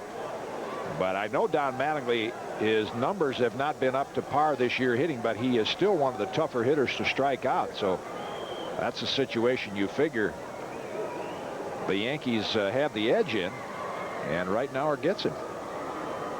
Facing Gerald Williams in there for a strike. Yes, Mattingly is still the 5th toughest batter to strike out in the American League. Lance Johnson leads the way. Then it's Baerga, Cora, Greenwell, and Mattingly. Strikes out only once every 14.3 times to the plate. 1 ball, 1 strike. Out in the Yankee bullpen. Let's see. The new acquisition, Rick Honeycutt and Mariano Rivera, who had been up earlier. Gerald Williams really gets behind that one. 1 ball, 2 strikes. Right after we wrap up our coverage here from County Stadium, Bob Page has a wrap on the full day in sports from the MSG Sports Desk. It's time to start thinking NBA already, and really, hockey's right around the corner. That's true. Tate George, who is a big Yankee fan out of UConn, was in the hotel lobby today talking about the Yankees. They're coming in for the Bucks for a little preseason camp.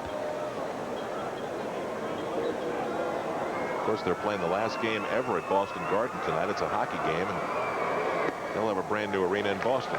Gerald Williams looks at strike 3, and the Yankees are done. Took a little gamble with Mike Stanley and Don Mattingly. That didn't work. We'll head to the bottom of the 8th inning. Yankees 5, Brewers 2 on MSG.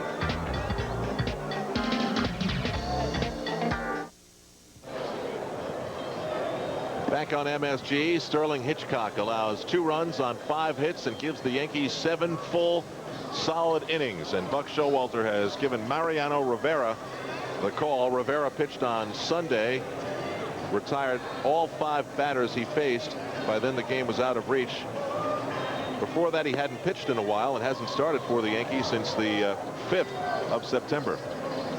Let MCS Kenneth show us the possibilities on the Milwaukee bench. Possibilities from the left side. You've got David Hulse with some speed, Dave Nielsen with a little power, and then Singleton and Vigna, a couple of switch hitters, and Mark Loretta, rookie infielder, of course Greg Vaughn. So right now, Buck, this could be a 1-batter appearance for Mariano Rivera should he not retire Seitzer.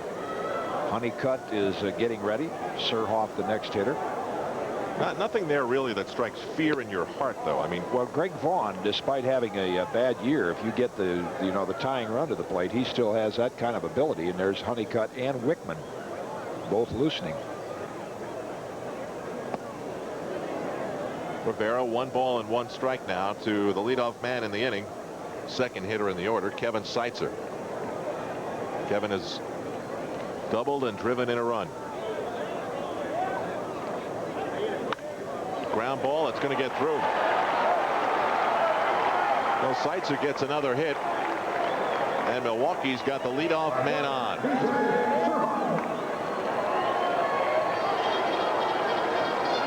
Outside part of the plate, but it looked like maybe a slider with a little flat break, or a fastball that was sailing that way, and that'll be a 1-batter appearance for Mariano Rivera.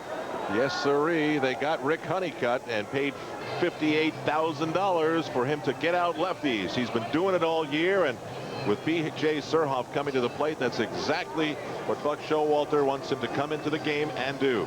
Get the lefty out.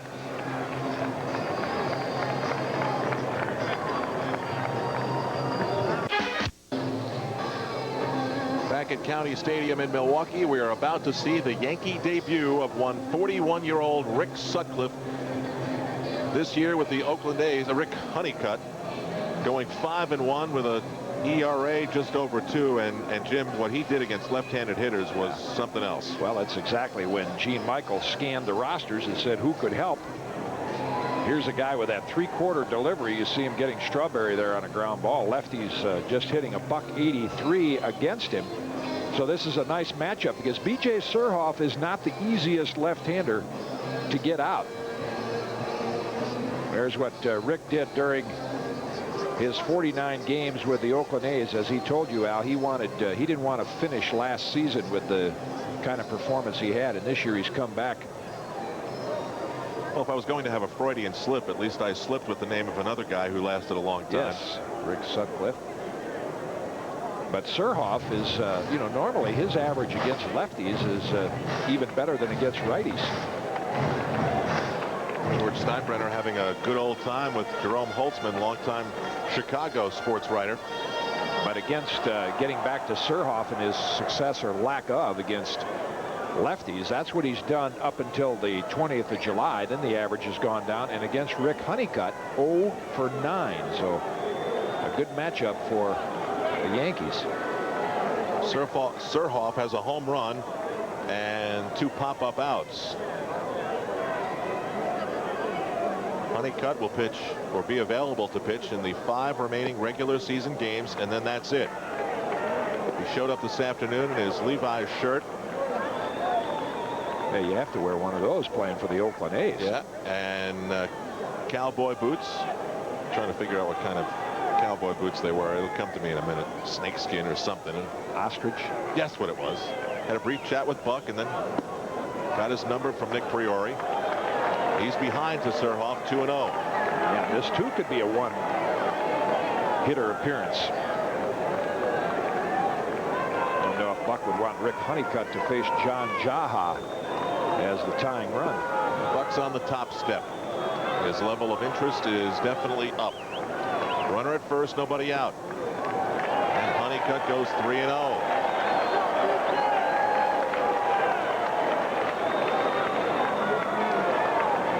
Mr. Local guy who's done well, Bob Wickman, warming up in the bullpen.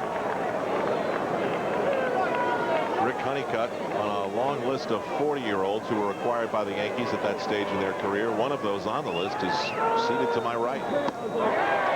Couldn't get the 3-0 pitch into the strike zone. Well, Rick Honeycutt's debut is less than glamorous, and Buck Showalter is coming out. Yes, it's a one-batter appearance for Rick Honeycutt. 2 on, and the potential tying run coming to the plate. That's John Jaha, and Bob Wickman will trot in. Well, that's not exactly the way the script said it was going to go.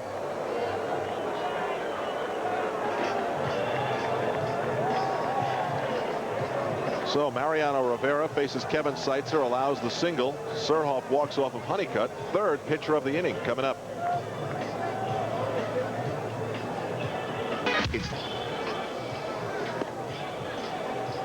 Yankees 5, Milwaukee 2, but threatening here in the bottom of the 8th inning. Buck Showalter's gone to his bullpen for a 3rd time, bringing in Bob Wickman, one of the guys who struggled on Sunday. Came in for Andy Pettit in the 8th inning. Travis Fryman hit his first pitch for a 2-run single that tied the game, his 8th blown save of the season. Jim, I would guess the mission here for Buck is A, win this game, but restore some confidence in this guy's mind. Yeah, and Bob Wickman came in on Sunday and really threw to Travis Fryman a basic ground ball, but it went up the middle to a base hit, and he is that type of pitcher. Though Jaha is a lifter, he doesn't hit a lot of ground balls. Wickman would just like to get another ground ball like he did from Fryman, only at somebody. Jaha at 303, singled earlier in the game and has grounded to only 6 double plays all season. Yankees 5, Milwaukee 2. 8 hits and 6 for Milwaukee. Inside and off the plate. It was Rivera who allowed the single to Seitzer to kick off the inning. Then Honeycutt made his Yankee debut and walked Surhoff on 4 pitches. getting to that time of the year, Al, where it'd be interesting to see if Buck Showalter will stretch John Wetland out to more than just the 9th inning. I know, going back to my experience under Whitey Herzog, he limited. In those days, the closer would go 2, but seldom 3. But you preserve your short relievers till you get down to this time of the year, and then you say, okay, there are 5 games left. Why can't I get 2 innings out of them? And it'd be interesting to see whether Wetland begins to loosen here. As a matter of fact, he is in the 8th inning.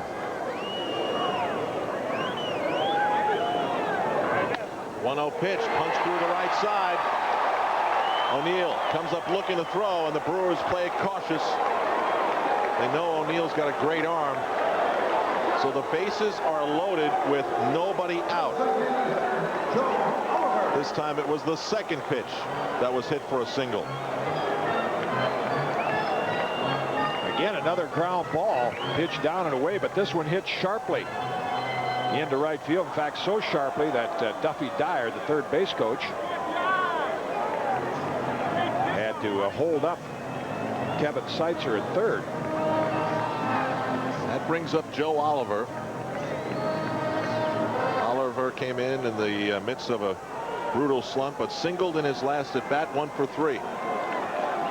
Hitting .275. They're all full and nobody's out. This is the potential go-ahead run at the plate. And Wickman misses on the first pitch. Yeah, and having used Rick Honeycutt for just the one hitter, now there's a lefty off the Brewer bench that can do some damage. Dave Nielsen.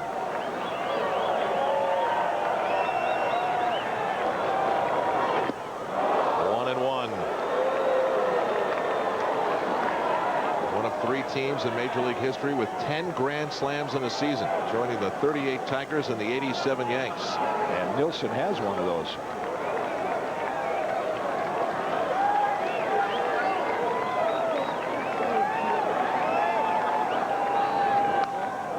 One ball and 2 strikes.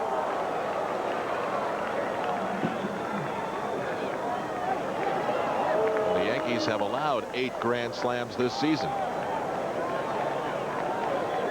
on a list that includes 1, 2, 3, 5 other teams. In his home state, Bob Wickman. Did he go? No. The appeal down to first. Tim McClellan calls it safe. 2 balls, 2 strikes. Well, you're getting about as much noise as 8,000 plus can make in a situation like this. Yeah, perfect pitch by Wickman, trying to get Oliver to chase, and he just held up in time.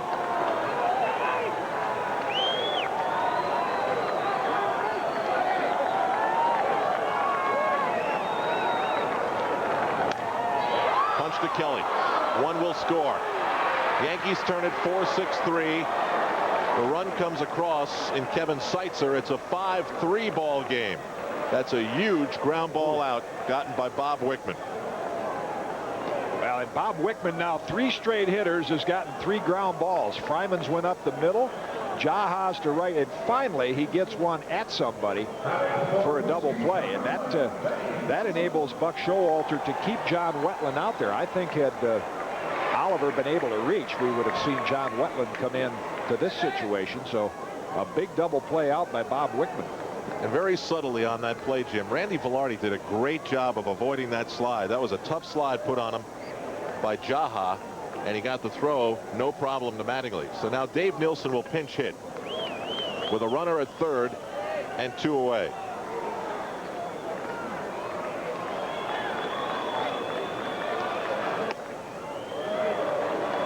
Way outside, 1-0.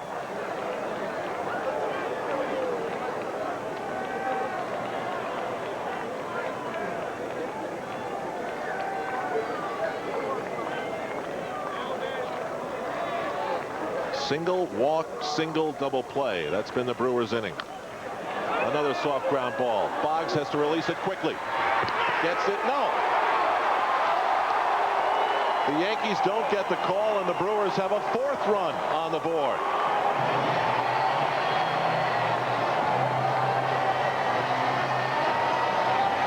Well, if Wade Boggs can't make this play the way he's been playing lately. He just can't make it. See that extra little grab in the glove. It took him just an extra tick to get rid of the ball. And you see the most interested spectator, and he thought he might have been out, but credit Dave Nilsson for really hustling it from step one out of the box. You don't anticipate Nilsson, that kind of body, and catchers not known for their speed. Well, it wasn't a matter of the Yankees not getting the call. He was safe on the replay. No question. You could see in Wade reaching in the glove. It took him just an extra split second to get a comfortable grip on it. It's getting almost to the amazing stage, the ground balls, and we have a pinch runner. Wayne Singleton, one of their rookies, called up in September. It's getting to the amazing stage what damage Bob Wickman's ground balls can do. That's the woes of a sinker ball pitcher. I mean, you keep on throwing ground ball after ground ball and hope that enough of them are hit at people. 2 runs in the Brewers half of the 8th. Jeff Cirillo.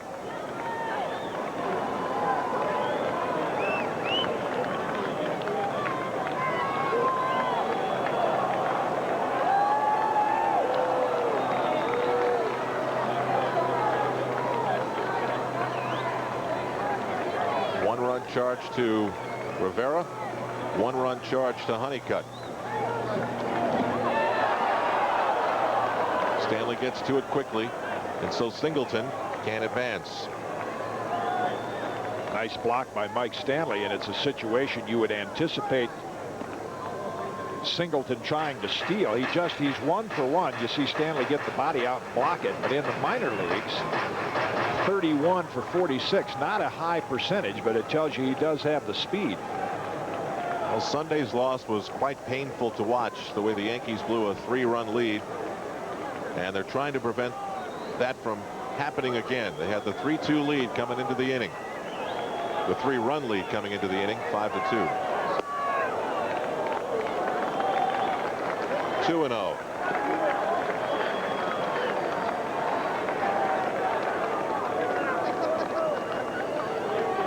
And it's uncanny. If the leadoff man gets on, look out.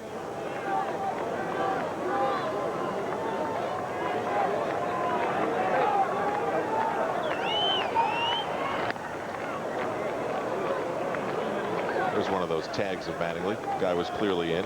Put it on him anyway. John Wetland working off some of those brats he had before the game.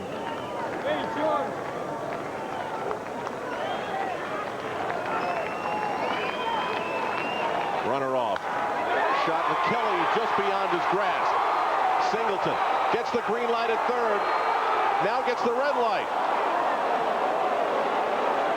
Yankees missed the cutoff man. Went over Pat Kelly's head.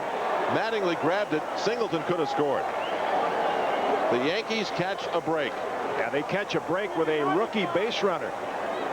Bernie Williams comes over, and just as you called it, Al, as Singleton makes the turn with a quick glance, he's going full speed, and Dyer is waving him home.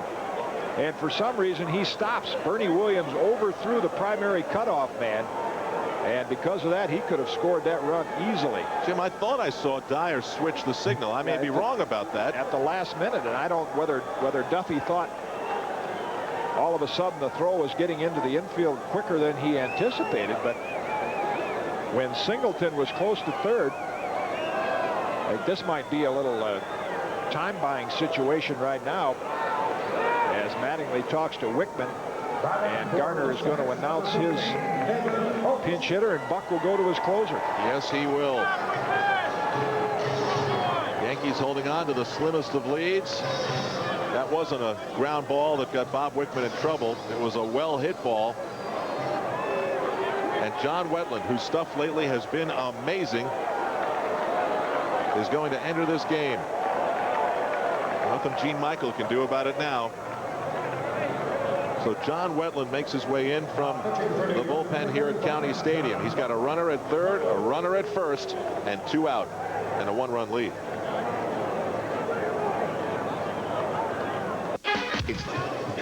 Very critical point of the game. Runners at first and third for Milwaukee with 2 away, and the Yankees hanging on. If you'd like like to watch tonight's game again, you can. Yankees Rewind comes your way tonight on MSG at midnight. A lot of those around the stadiums wherever the Yankees have gone. So here comes John Wetland with a very distracting 1-5 1-loss record with an ERA of 3.05. Had a great first stretch of the season, then lost his stuff a bit, but in the last 2 weeks or so, all 96 miles an hour of his fastball has been right on target. Yeah, and as you see the infield right now, David Hulse, who has outstanding speed and is a good bunter. You know, John Wetland, one of the more difficult pitchers to hit, might be thinking drop down a bunt to try to tie the game. Wetland misses on the first pitch, and he seemed to recognize the loose dirt on the mound there for a moment. Yeah, he has a longer stride like Scott Carl did. Hitchcock did not have that long stride, so the hole where the plant foot, it wasn't a problem. Foul back, 1-1. Certainly not any indication of trying to bunt on that one, and you can see why. Good pinch hitting numbers, but Boggs and Mattingly are still going to be alert for that. David Hulse, and this gives you another idea of the options that Phil Garner has. Hulse comes off the bench, big situation, pinch hitter. He's 5 for his last 39, hitting 128.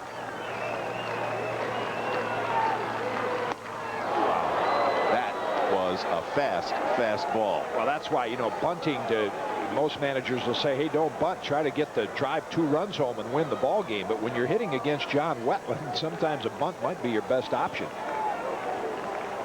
Not that that pitch would be easy to bunt either.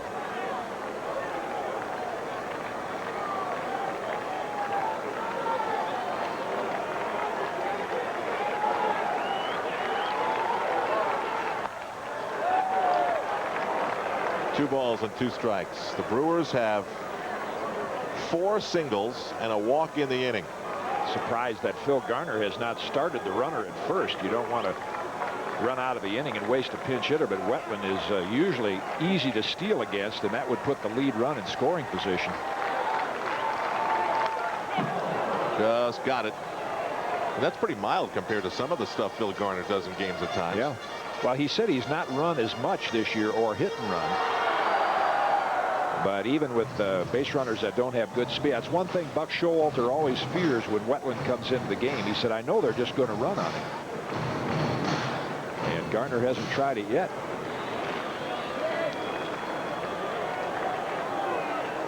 Two balls, 2 strikes.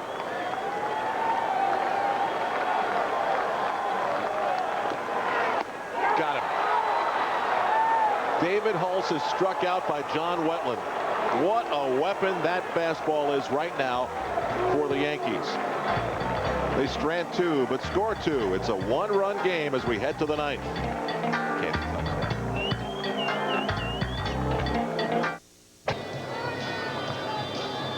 Back at County Stadium, Yankees hanging on to a 5-4 lead. This is Bob Wickman, who had another disastrous outing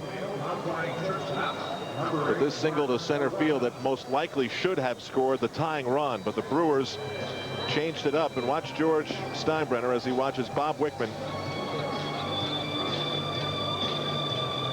And Wickman had come from behind or come to behind home plate to cover, so he was standing right where. I thought maybe he was gesturing at Duffy Dyer for not chasing that no chance. I don't think so. I don't think so. Yeah, and actually Wickman again, you know, with a ground ball to Wade Boggs, just a half step from getting out of the inning, and then the Brewers get a line drive. David Hulse goes into left, so Surhoff moves over to right field. And on the infield, they also bring in rookie Mark Loretta. In fairness to Wickman, I mean, this is a bottom line world. He missed getting out of the inning by less than half a step. Bernie Williams fly to center field and struck out. Returning a little bit late, but returning nonetheless from Puerto Rico. That would have been a costly mistake by Bernie Williams had he not hit Pat Kelly, and that allowed the run to score. Had he hit Pat Kelly, it would have been a very close play at the plate.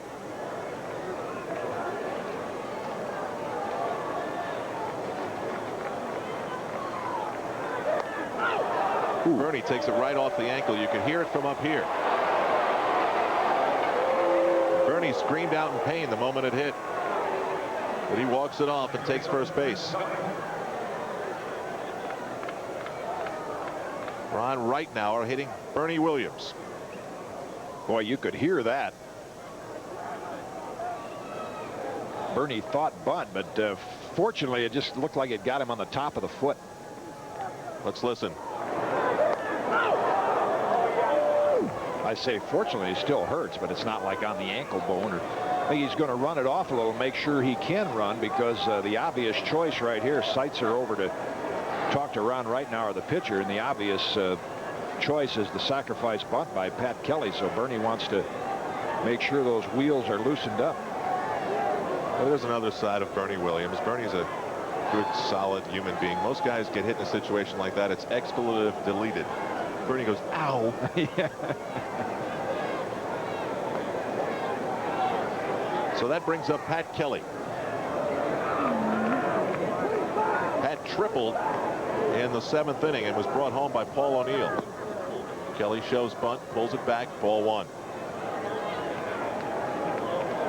And as you look at the Brewers alignment right now, if he makes, of course, Kevin Seitzer is charging, but if he makes Seitzer field the ball and Bernie gets a good jump, he can go from first to third on a sacrifice with his speed. Kelly gets it out in front of the plate. Reitnauer picks it up and throws, and Pat Kelly sacrifices Bernie Williams over to the second as the Yankees try to build an insurance run here. He's the best the Yankees have in that department. You see Seitzer charge from third, and then they make Jaha field the ball. Seitzer quickly retreats, but the job gets done. No chance for Bernie to advance to third, but that's what the Yankees were after, getting a runner into scoring position. Nice night for Pat Kelly. Triples and brings in a run that the Yankees obviously desperate in need of at the time, and now with that run being their lead. 0-1 to Wade Boggs. Singled and scored a run, the average at .326.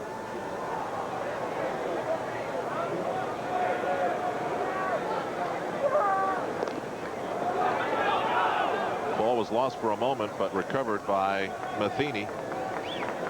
Yeah, the Brewers got a little break there by the shin guards of Mark Johnson. Nothing he could do about it, but that ball had scooted past. It looked like it scooted past Matheny.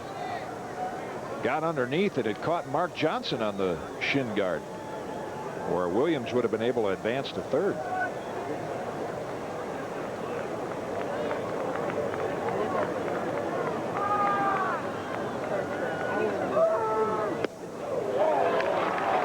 One ball and 2 strikes. Wade 9 for his last 16 with runners in scoring position. That's how things have been going for him lately. They shade him a little toward left center.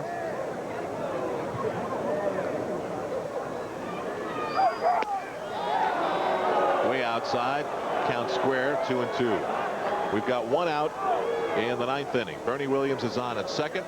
Randy Velarde is on deck.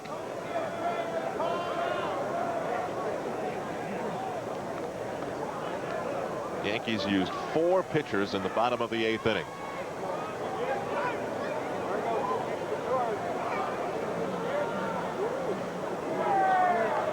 There was some big sighs of relief, I'm sure, from Rivera, Honeycutt, and Wickman when Wetland got that strikeout.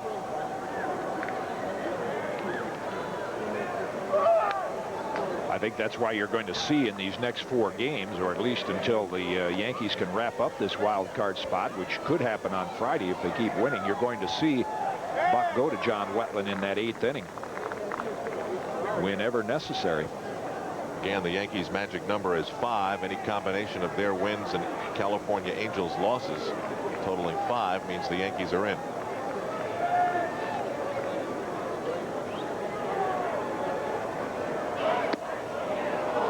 Wade Boggs again works the count full. He's amazing in getting this done.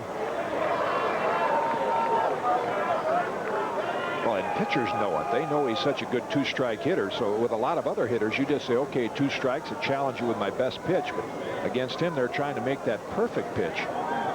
And he often gets these 3-2 counts. Boggs sends it out to short, center field. Backing up is the shortstop, Loretta. He pulls it in, and there can be no advance. So Wade Boggs goes down, leaving the last opportunity for Randy Velarde.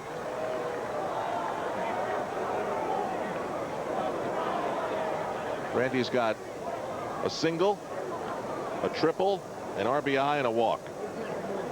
The triple was debatable.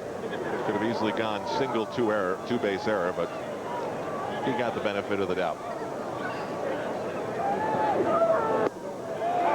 Right down Main Street, strike 1. Well, he's sitting in a nice spot tonight, hitting second, because Paul O'Neill with the home run sacrifice fly. If you're Ron Reitnauer, you're certainly not going to pitch around Velarde. You're going to challenge him, so Randy can dig in and expect to get something to hit. That's a good point. Randy doesn't often get that advantage. Breaking ball way low, 1-1. Yeah, when you hit down in the 8th spot, and with Pat Kelly struggling with the bat the way he has this year, then pitchers are more apt to work around you. But even though that pitch was low, I would expect in this at bat he's going to get something in the fat part of that zone that he can whack at.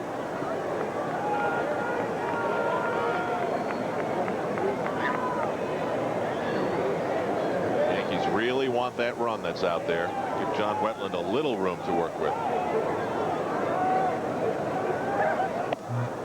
Reitnauer lost that one high and inside.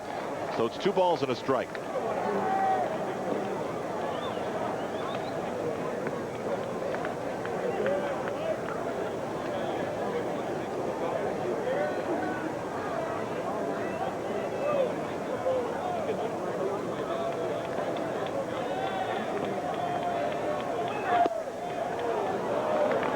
Three balls and a strike with Paul O'Neill on deck.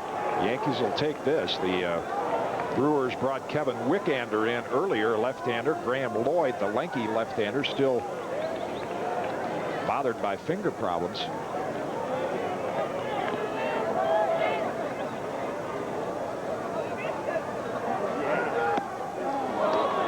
Oh boy. What an opportunity now for the Yankees as Paul O'Neill steps in. And Phil Garner going to go to his bullpen, and even though it's not a left-hander, he's going to try to bring in somebody that throws a little harder, and that's Rob Dibble. Rob Dibble, once a teammate of Paul O'Neill in Cincinnati, will come in to face his old mate. A day where O'Neill's been swinging the bat well. Reitnauer leaves, 2 men on, and the Yankees threatening to make a little bit more noise in this game.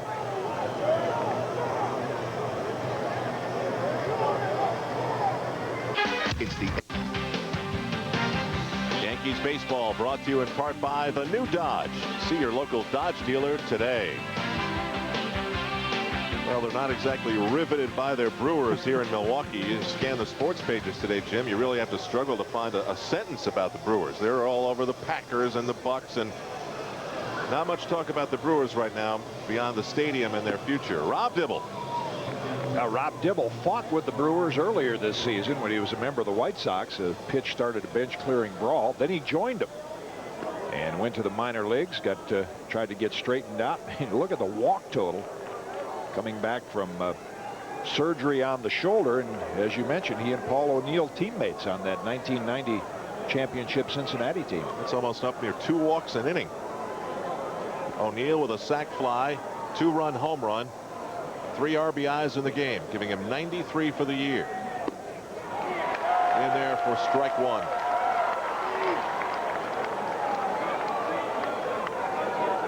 The guys from Pearl River, New York, who make those Paul O'Neill banners at Yankee Stadium were in attendance at tonight's game, and reportedly Rob Dibble was considering holding one up in the Brewers bullpen to make fun of O'Neill in between innings, so he didn't do that. That's where Paul's home run went, and he knows, facing his former teammate, exactly what he's going to get. Dibble, with those arms and legs flailing, comes right at you with A fastball as hard as he can throw it. Got Paul to reach for that one. Well, let's see if he challenges again with the hard stuff. It's a 2-strike count. Moves him off a bit. Bernie Williams is at second, getting hit by a pitch. Randy Velarde walked. Got a piece of it, and Matheny holds on to it. Rob Dibble gets Paul O'Neill on 4 pitches to close out the Yankee half of the ninth. Well, now it's up to John Wetland to hold on to a 5-4 lead as the Yankees strand 2.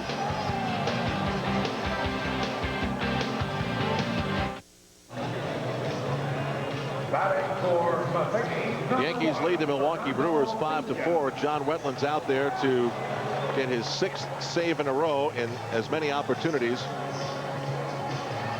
Yankees looking to move a game and a half up on the California Angels. That's what they'll do if they win this one here tonight in Milwaukee. Phil Garner checking things out. What he came up with was Fernando Vina, the one-time Met, to pinch hit. Vina's hitting .245. And Wetland comes right at him with a strike. Yeah, that's an important pitch. It always is, the first one, but especially against Vina. Small strike zone. You figure he's going to take or look to bunt off Wetland to get on base. Boggs in at third. 1-1. The sound of Mike Stanley's mitt when that ball from John Wetland hits it is something.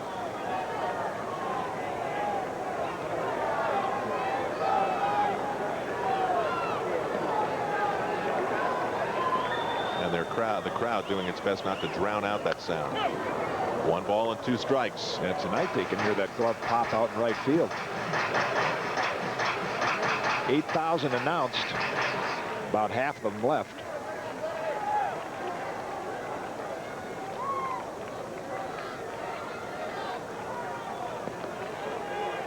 In contrast to the atmosphere, a big game for the Yankees with only 4 left after this. 1-2 to Vina. High above home plate, Stanley will not have a play. Oh, nice move by the fan, reaching around the screen to grab it. Must be a season ticket holder. He knew exactly how to play that role. Home field advantage. Yeah, nice form. Grab, reach around the screen. Vina's got the goatee that all his ex-Met mates had when this season started. I remember a long time ago when the Yankees were allowed to wear goatees.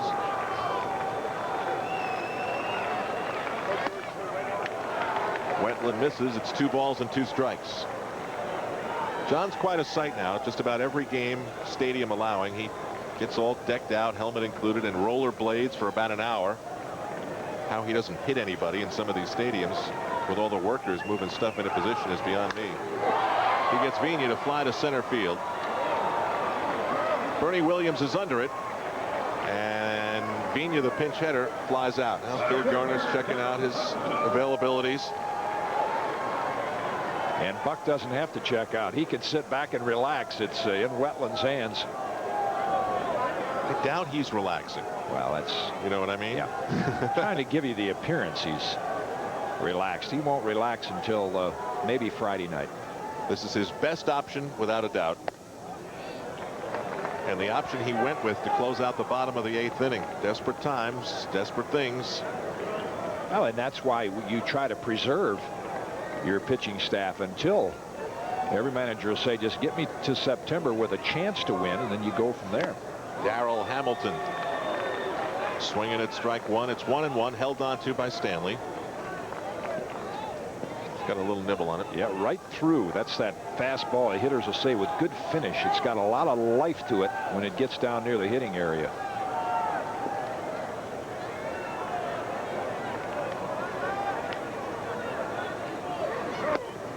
On the corner inside. That's a tough pitch. 1-2. Hamilton's only gotten on base tonight by getting hit by a pitch. Yeah, the movement took it right back across. You could see it covered the knees, and it moved back across the plate. Breaking pitch, grounded to Mattingly. Foot race with Hamilton, plays it by himself, taking no chances, and there are 2 Brewers out in the 9th.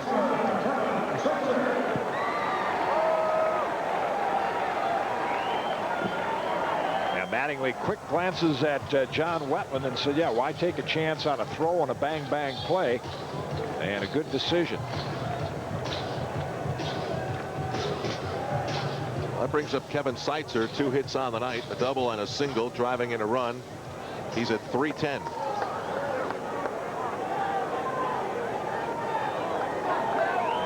Coming into the game, Seitzer was 2 for his last 12, so now he's 4 for his last 16. He was part of that rally in the 8th inning. Actually started it off with his single off of Mariano Rivera.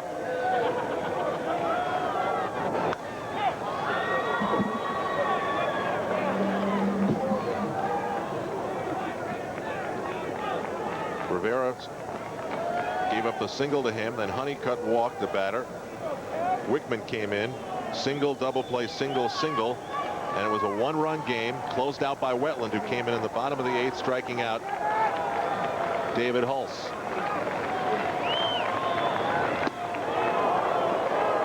Two balls and a strike. How would you rate John's curveball, Jim? Well, he hasn't had to use it a lot. I would say in warm weather he's got an outstanding overhand curveball, but a little cooler tonight, a little more difficult to grip the ball. 3 balls and a strike. Yeah, he threw one on 1-1, and it didn't have that sharp break to it.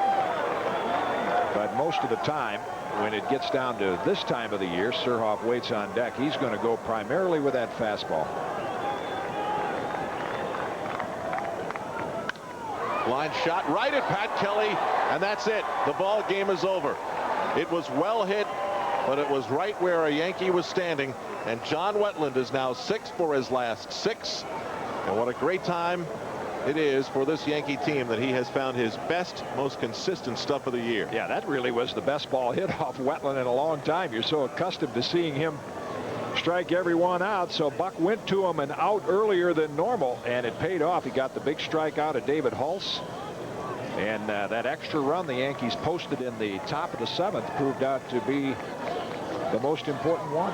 Great defense played by Buck Showalter's team tonight. In 2 hours and 57 minutes, they have built up a lead of a game and a half over the California Angels in the wild card race, with now 4 games to go. So their magic number is 4. Here you look at the standings, 75 and 65. Kansas City lost today. So did California. Texas leads Oakland by a run in their game. But we're talking miracles now for Texas and Kansas City. And even California with another Yankee win. Pat Kelly in perfect position. Yeah, the Yankees had the gloves working tonight, and that's been the strong part of their team all year. And in September, it's been the pitching and the defense. And you start analyzing who you think the most valuable member of this ball club is. In September, you see what Wetland can do. It kind of changes your thinking a little bit as to who might be the most valuable Yankee. Boy, I've really swayed, you know, so many times that at one point it was Mike Stanley and Bernie, and John Wetland really emerging now. Now, they missed those fans standing on their feet with 2 strikes like they get in the stadium, but a happy night for all concerned. Buck Showalter with assistant GM Tim McCleary. And the GM himself, Gene Michael, he made the move to get Rick Honeycutt. Honeycutt made his Yankee debut and walked the only batter he faced. Much more to talk about. Post-game, we'll talk to Paul O'Neill on MSG in a moment.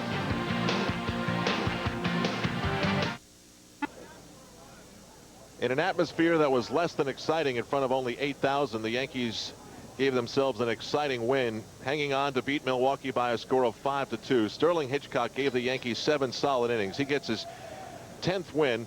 So for the first time since '66, the Yankees have 2 pitchers under the age of 25 with 10 wins or more. Scott Carl, the rookie, took the loss. He's now lost 4 of his last 5. He's 5-7. John Wetland, a 6-for-6 streak of getting saves in a row now, 30 on the season. Paul O'Neill hit his 21st of the year, matching the number on his back. B.J. Surhoff went long for the 13th time this season. And for the first time since 1964, or was it 66? Well, anyway, it's been a long time with the pitchers under the age of 25.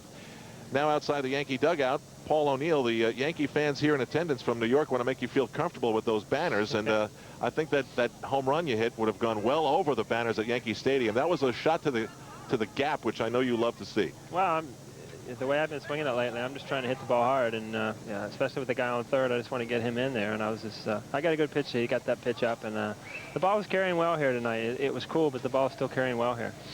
Paul, the last time you had a stretch like this, when your average got to exactly 300, you went on a hot streak to boost your average well above it. Do you get into some sort of panic mode when it gets down to 300 that you do something? Well, at this time of the year and what we're playing for, you know, the numbers are pretty irrelevant at this point. I mean, we're just trying to win games. You know, if you can go 1 for 5 and throw in a big hit and help us win a game at this point, that's all that matters. And I think I'm not the only one that's thinking that way. The guys on the bench are the same way. I mean, we got a lot at stake in these last 4 games, and it's fun to come out and play this way.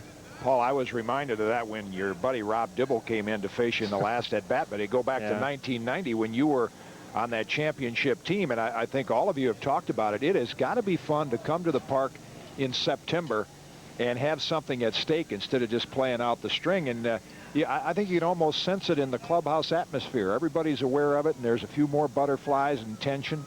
Well, I mean, if you were at the park today at 2 o'clock, the whole team's here. Nobody's at the hotel. Everybody's here wondering what's going on. You know, we just want to find out what's going on. We want to be part of this thing. And, you know, the playoffs are exciting. And you put forth the effort the whole year to try to get there. And it comes down to the last 4 or 5 days. And, you know, if we could just continue, go out and play another one and play a couple more tomorrow, see what's going to happen, I'm sure we all would be ready to do it. And I would imagine when you're playing teams like Milwaukee and Toronto that have nothing to gain, they're down in the standings, you try to jack yourself up a little bit and make sure you're ready for these ball clubs. It's just as important as if you were playing the Boston Red Sox. Well, I mean, it's sometimes teams that go out and relax are, you know, they're hard to beat. They got nothing to lose. And, you know, we're going out and trying to put an edge on to go out and win another game, and these guys are just trying to finish up the year. It can be tough. I mean, they've got guys that have put them in. They were in the race for a while because they played well, and you know, nobody's going to roll over for us. Guys are coming in here trying to break our hearts, and I just hope we continue to play well. Paul, big night for the team defensively. Don Mattingly, a couple of super plays. Randy Velarde, you made a great running catch. If you make the postseason, most people say that the Yankees are the best defensive team of the lot. How much can you say that factors into the pride of the way this team plays each and every day, the defensive aspect of it? Well, in big games, pitching usually takes over. I mean, the last 4 or 5 games, pitching's really been the key for us. And you know, pitching to hold pitchers to hold them down, you got to have good defense behind them. And for the most part this year, you know, we've played pretty solid defense, and it's a big part of the game. You know, it doesn't get a lot of recognition like, you know, the doubles and the home runs, but defense can save runs and keep you in the game. Paul, just really quickly, you and Rob Dibble are not just acquaintances, right? You guys are good friends. Yeah, I talked to him for the game, and I told Kitty before, I don't like hitting off guys I know that well, because you start guessing with him, and, you know, you think he's going to try to trick you, and now I hope I get another at bat, because I'm sure I'll hear about it in the offseason. I could be wrong, but I think Buck will have you in the lineup tomorrow, right, Jim? I think so. Yeah. Thanks, Paul. All right, we'll see you guys. Thanks a lot, Paul. 21st home run tonight, another RBI and a sac fly, and the Yankees win the game by a score of 5-4. We'll be back with Michael Kay's clubhouse report, the post-game report overall, but first, let's get an update from Bob Page. Thanks, Al. Over the Meadowlands Arena tonight, Mike Peluso scored 4 minutes in overtime, and the defending Stanley Cup champion New Jersey Devils beat the Islanders by the score of 3-2. Big night in hockey. They closed Boston Garden. We'll have a look at these ceremonies, quite moving as they were, coming up in our full half-hour edition of the Sports Desk right after the Yankee post-game report. Also, we'll hear from former Bruins star Mike Milbury, now in his first year coaching the Islanders. He spoke with our Deb Kaufman earlier today. And the Rangers forward Stefan Matteau will miss the next 3 to 4 weeks of the season and the preseason. He is suffering from a broken hand. Don Nelson and the Knicks opened a mini-camp up at SUNY Purchase today. We'll hear from him and various team members once more in our half-hour show. Right now, we'll pause here for these messages. Gus Johnson has a look at all the baseball from tonight, coming up live on the Yankees post-game report. Right now, let's return to Milwaukee and rejoin Al Trautwig and Jim Kaat. Well, the Yankees beat the Milwaukee Brewers in front of a crowd of just over 8,000, 5-4. They now lead the California Angels by a game and a half in the wild card race. 7 solid innings delivered by Sterling Hitchcock. The bullpen got in a bit of a jam in the 8th, but John Wetland to the rescue again for his 30th save. Coming up next, it's the postgame report. Gus Johnson will have the highlights and all the scores at the sports desk, and Michael Kay will be giving us his clubhouse report. That's in a matter of moments. Tomorrow we'll see you when David Cohen takes on another rookie, Brian Givens. Yankee Scorecard begins our coverage at 1:30. With Jim Kaat, I'm Al Trautwig. Thanks for joining us for Yankees baseball. New York Yankees baseball has been brought to you by your participating 7-Eleven store, where you can get a variety of deli central salads, sandwiches, and more, freshly prepared and delivered daily. By Hertz. For business, for pleasure, nobody does it exactly like Hertz. By 9X Yellow Pages. More information, more solutions, more stuff. And by your Chrysler Plymouth dealer.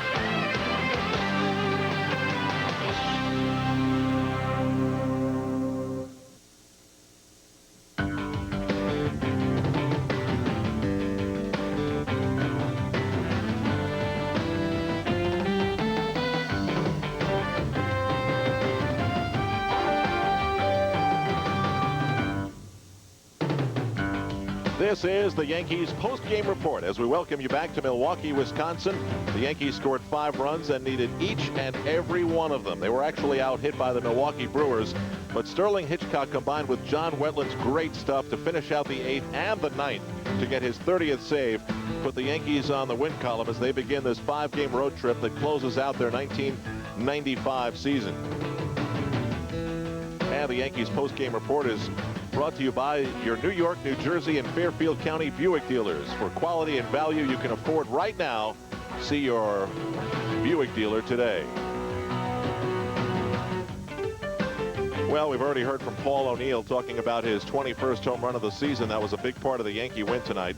And I can't comment enough on the contrast and emotions that the Yankees feel, and probably you, Yankee fans at home watching, literally on the edge of your couch, and how this came down to a 1-run game in the 9th inning, and the absolute opposite end of the spectrum in the atmosphere that only 8,000 created here tonight at County Stadium as their Brewers, once in the race, are playing out the string.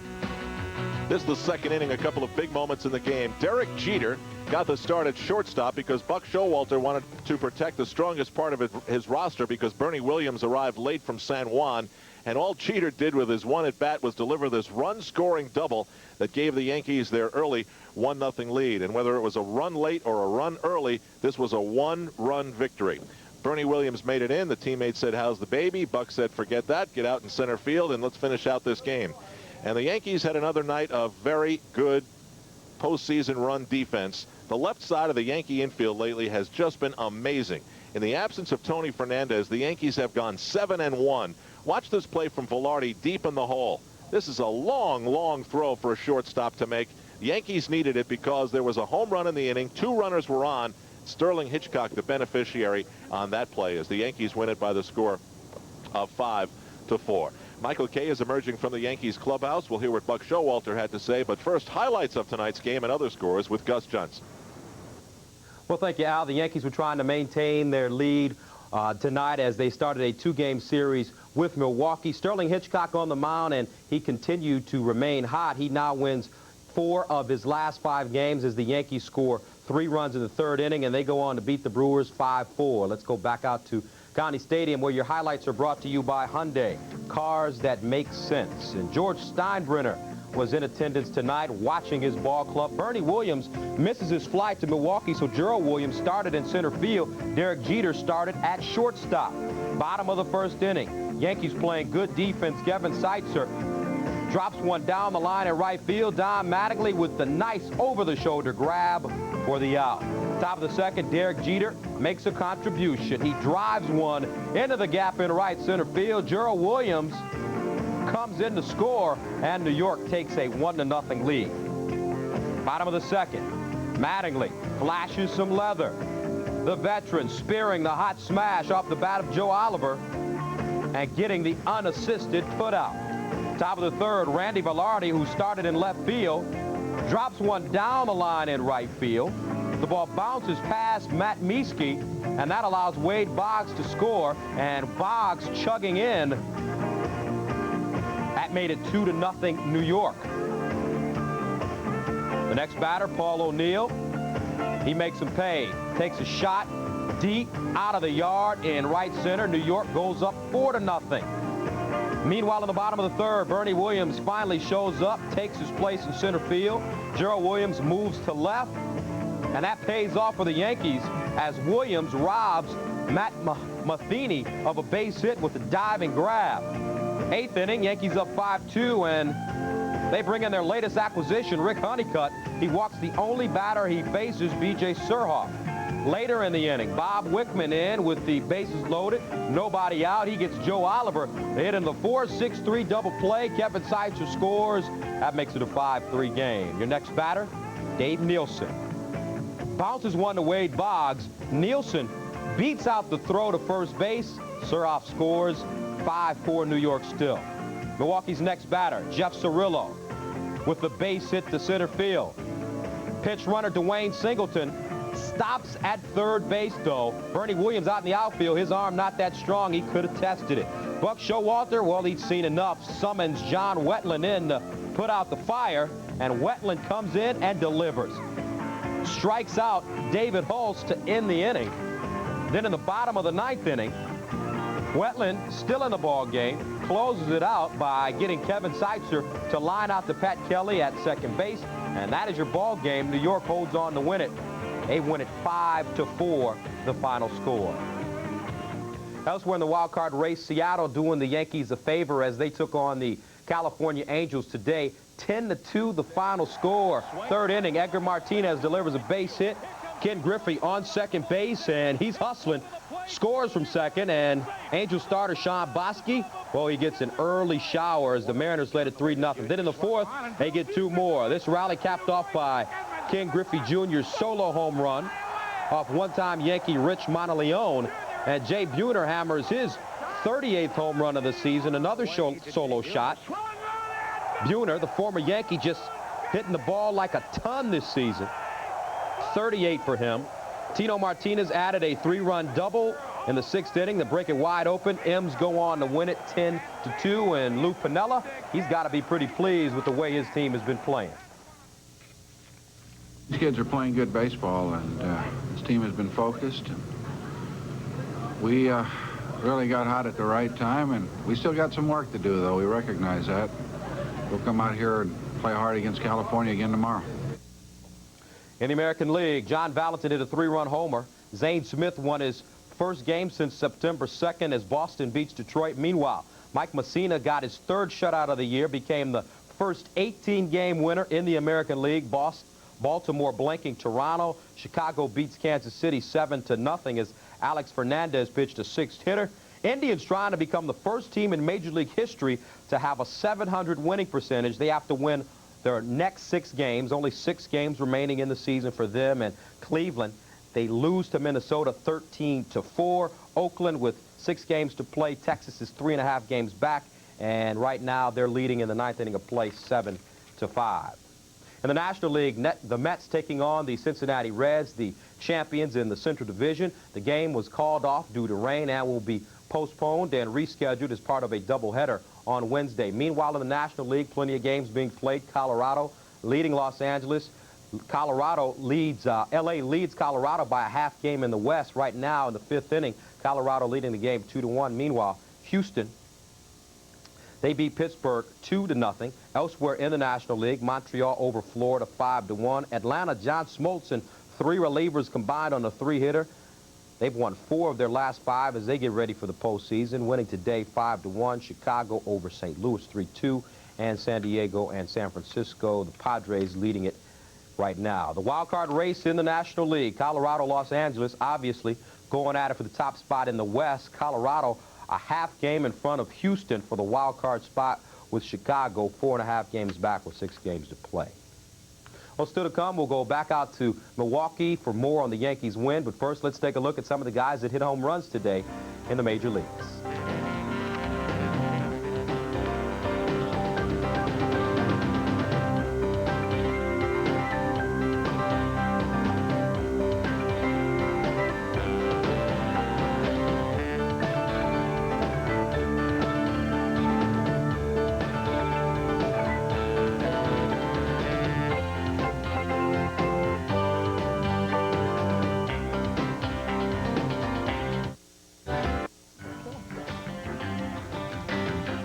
The Yankees beat the Milwaukee Brewers 5-4 tonight. Sterling Hitchcock was Sterling for 7 innings. Then the Yankees went to the bullpen. Brewers got 2 to make it very interesting in the 8th. But John Wetland came in, got the 3rd out, and his 30th save. Check this. Last 10 appearances, John Wetland's ERA 0.93. That's throwing some stuff. 1 home run tonight for the Yankees. It was Paul O'Neill's 21st of the season. A crushed shot to the right center field gap and beyond. Bea's stroke of brilliance, the 2-run home run that gave the Yankees a 4-0 lead. Welcome back. Al Trautwig joined by Michael Kay. Mike, I think we found out that the Milwaukee Brewers may be flat. They haven't been playing well, but they certainly made the Yankees as uncomfortable as they can be tonight. Yeah, I think they made their last stand tonight. This is just a gut instinct because the people I've spoken to, they said they'd lost 6 of their last, or they won only 6 of their last 26, and they really had been flat doing it. Well, they weren't flat tonight. I have a feeling that tomorrow they might be flat against David Cohen. They gave it a good run to the Yankees. Phil Garner managed as if it was the 7th game of the World Series. Give him some credit. But I think tomorrow the players, with an early game after a night game, they might come out flat. A lot of teams look flat against David Cohen, and there are a lot of good storylines here. But let's start off, first of all, with John Wetland. He's really just been great. He has been great, and really, if you take out that one stretch in about August when he lost that first game of the doubleheader against the Indians, you take that stretch out and you can't. He really has had a magnificent year. His fastball went flat there. It lost about 4 or 5 miles an hour right in the beginning of August, middle of August, and that really helped the Yankees drop out of the pennant race as well, so you just can't discount that. But since then, you just gave the numbers over his last 10 outings. He really has been unhittable. His fastball is around 95, 96, has late finish to it, late life. And what a weapon to have if the Yankees can make the playoffs. All they really have to do is play an 8-inning game. The 8th inning started with Mariano Rivera allowing a single. Then Rick Honeycutt made his Yankee debut, a walk. Bob Wickman came in, got in some trouble. 2 men were on, 2 runs were in. John Wetland stepped into the game and got David Hulse, the pinch hitter, to strike out. Here's how it went. And it was a high fastball. Hulse could not lay off, and Hulse had fouled off a couple of those, and you knew Wetland was thinking, I don't want to get beat on my second best pitch, so I'll go with high cheese, and he got him with a great fastball upstairs. And Mike just talked to John Wetland in the Yankee locker room a few minutes ago. Is the pressure bigger, John, in these games because they mean so much more, or is there always pressure in the 9th inning? It's always pressure, but I must admit that it's an awful lot of fun to throw with that kind of adrenaline rush, you know. It's just a lot of fun, especially the way we're playing ball. I mean, how can you not like coming to work and hopefully getting a shot at it? Remember, closers are supposed to be quirky. Now, the other good storyline of this game was Bernie Williams missing his original flight in Puerto Rico. Thought it was 10:30. It wasn't, Bernie. It was 10:05, and so he wound up with a 4th stopper on his way to Milwaukee tonight. And that meant Bunk had to play around with his batting order a little bit. What he did was, it was either one of 2 choices, either go with Ruben Rivera in the outfield or Derek Jeter at shortstop, because he knew whoever he put in would come right out of the game when Bernie finally got to the ballpark. So he decided to go with Jeter, and boy, did that work out. Yeah, it really did. Derek wound up getting just 1 at-bat, but it came at a perfect time because it was a scoreless game when he stepped to the plate. He stepped to the plate. First pitch he saw, he drove it into right center field and got a huge double. And the Yankees lucked out a little because it bounced and didn't go over the fence. It hit against the fence, and that allowed Gerald Williams to score from first. But they don't get any bigger than that. Now he is part of Yankee lore if they end up winning this. That's right. As I said a few minutes ago, 1-run game, it doesn't matter whether you knock in the 1st run or the 5th run. The Yankees needed it all the same. Here's how it looked. But this is back in the 2nd inning. I asked him what he was thinking in this at-bat. He said hit. I wanted to swing the bat. And he said, I hadn't been hitting much. You know, obviously just working early with Rick Down, with all the rookies coming early, and Rick Down gives them the time off the tee and in the batting cage. And the first fastball he saw was the first pitch he saw. He just went the other way. You know what's a little bit strange about this, Al, is that people really shouldn't be shocked. This guy is the goods. This guy's going to be the Yankee shortstop for the next 12, 15 years. He's that great, and he's just sitting here waiting and biding his time. So it's not like, you know, Brian Doyle just stepped in and hit 400 in the World Series. This is not a dream shot. This guy's going to have a lot more hits like that for the Yankees in his career. How'd you like to see a Yankee shortstop with opposite field power like that? Well, here's what Michael Kay's conversation with him sounded like. When you saw your name in the lineup in a game of this magnitude, were you a little bit nervous? Not really. I think more so anxious. I mean, Buck told me before the game that I might start because Bernie had missed his flight. So, you know, I was a little anxious. I hadn't played in a while, so I was hoping just to contribute any way I could. When you got the double, what'd you think? I mean, it's been a long time since I got a hit, so, you know, I was just happy. you know, to help out the team and, you know, hopefully get us going in the right direction. Honestly, after you get the double, right, and you get this big hit, were you hoping Bernie didn't show up for a while?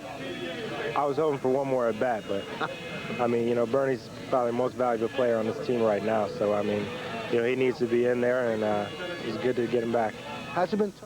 Derek Jeter talking about his double that scored the first run of this game as the Yankees win 5-4. When we come back on the Yankees post-game report, George Steinbrenner lets us in on how he felt about Bob Wickman's performance tonight. 5-4 was the final score. Stay with us. This is MSG.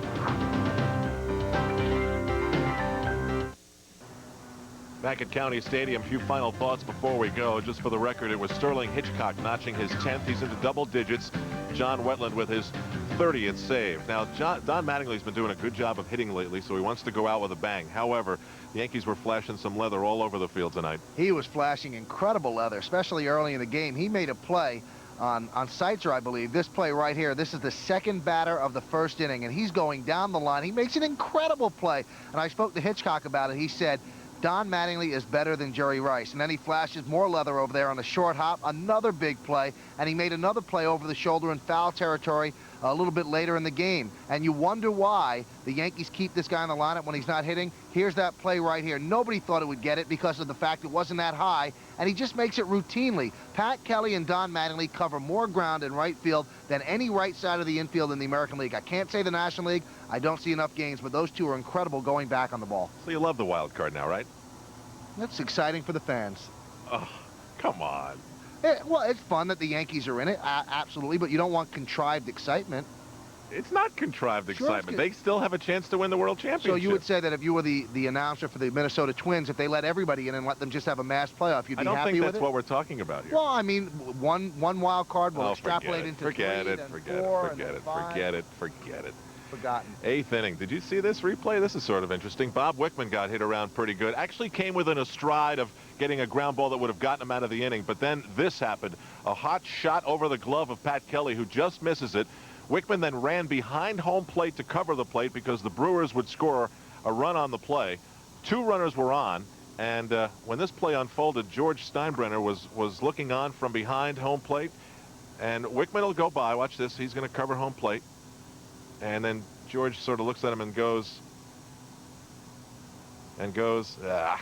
Now, you know, they were asking him, do you like the wild card? That was his reaction. Oh, is that what that was? That's what that was. Thanks for clearing that up, Sure, Mike. Nobody knows that. See, they think he's doing it to Wickman. It was simply a statement about the wild card. There you have it. That clears it all up. Yankees' magic number is now 4. Any combination of Yankee wins and Angel losses adding up to 4, and the Yankees go to their first postseason since 1981. So the Yankees are in a position where they could clinch on Friday with Thursday off. California plays every day, so tomorrow, Thursday, Friday, if the Angels lost all their games and the Yankees won on Friday, they're in. That's the way it looks, and the way the Angels are playing, it's eminently doable. It's eminently doable. With rivulets of sweat forming on his forehead. Michael Kay has summed it all up for us. Well, that'll do it from County Stadium in Milwaukee tonight. 5-4 was the final score. Sterling Hitchcock gets the win. Carl the loss. The rookie pitcher goes down. Another rookie pitcher tomorrow going against the Yankees. Bernie finally showed up, missed his flight, took 3 others, and finally made it here to Milwaukee. But in his stead, Derek Jeter helped score a run with an RBI double. We'll see you tomorrow. Rookie Brian Givens goes for the Milwaukee Brewers. It's David Cohen for the Yankees. AT&T Yankees scorecard begins our coverage at 1:30 on the East Coast. Coming up next, Bob Page with a full report from the MSG sports desk. The producer of Yankees baseball is Leon Schweier. Our director is Bill Webb. Associate producer Eddie Caginelli. Our associate director is Mike Santini. The executive producer of MSG Network is Mike McCarthy. David Cohen back tomorrow. This is Al Trautwig for Jim Kaat and Michael Kay saying thanks for joining us. We'll see you tomorrow afternoon on MSG. More looks on the game. The 21st home run of Paul O'Neill meant high fists in the dugout. That was way out of County Stadium, giving the Yankees a 4-0 lead. Gerald Williams, speaking of defense, a lot of it tonight. Randy Velarde, Don Mattingly with 3 sparklers, and that one by Gerald Williams. John Wetland gets the 3rd out of the 8th inning to leave 2 runners stranded. The potential go-ahead runs were on base and then closed out the 9th inning 1-2-3. John Wetland and the Yankees are now just 4 games away from the end of the season. Does the postseason await?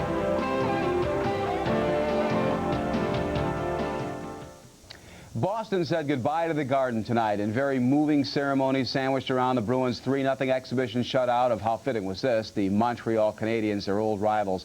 The Garden was officially closed. It'll be torn down soon as both the Bruins and the Celtics move into the brand new Shawmut Center next door. At the start of the game, Bruins captain Ray Bourque faced off with Habs captain Mike Keane as Harry Sinden and Canadiens general manager Serge Savard dropped ceremonial pucks. To keep the game short and concentrate on the nostalgia, they played 2 25-minute halves rather than 3 periods. All the scoring came in the second half after New Yorker Joey Mullen opened the scoring with his new team. How fitting again that current Bruins legend Ray Bourque should get the second goal, beating old rival Patrick Roy. Don Sweeney added the final goal, then the emotions came down in torrents as so many greats from the Bruins past came out to the ice. The best years of my life was in Boston, to tell you the truth.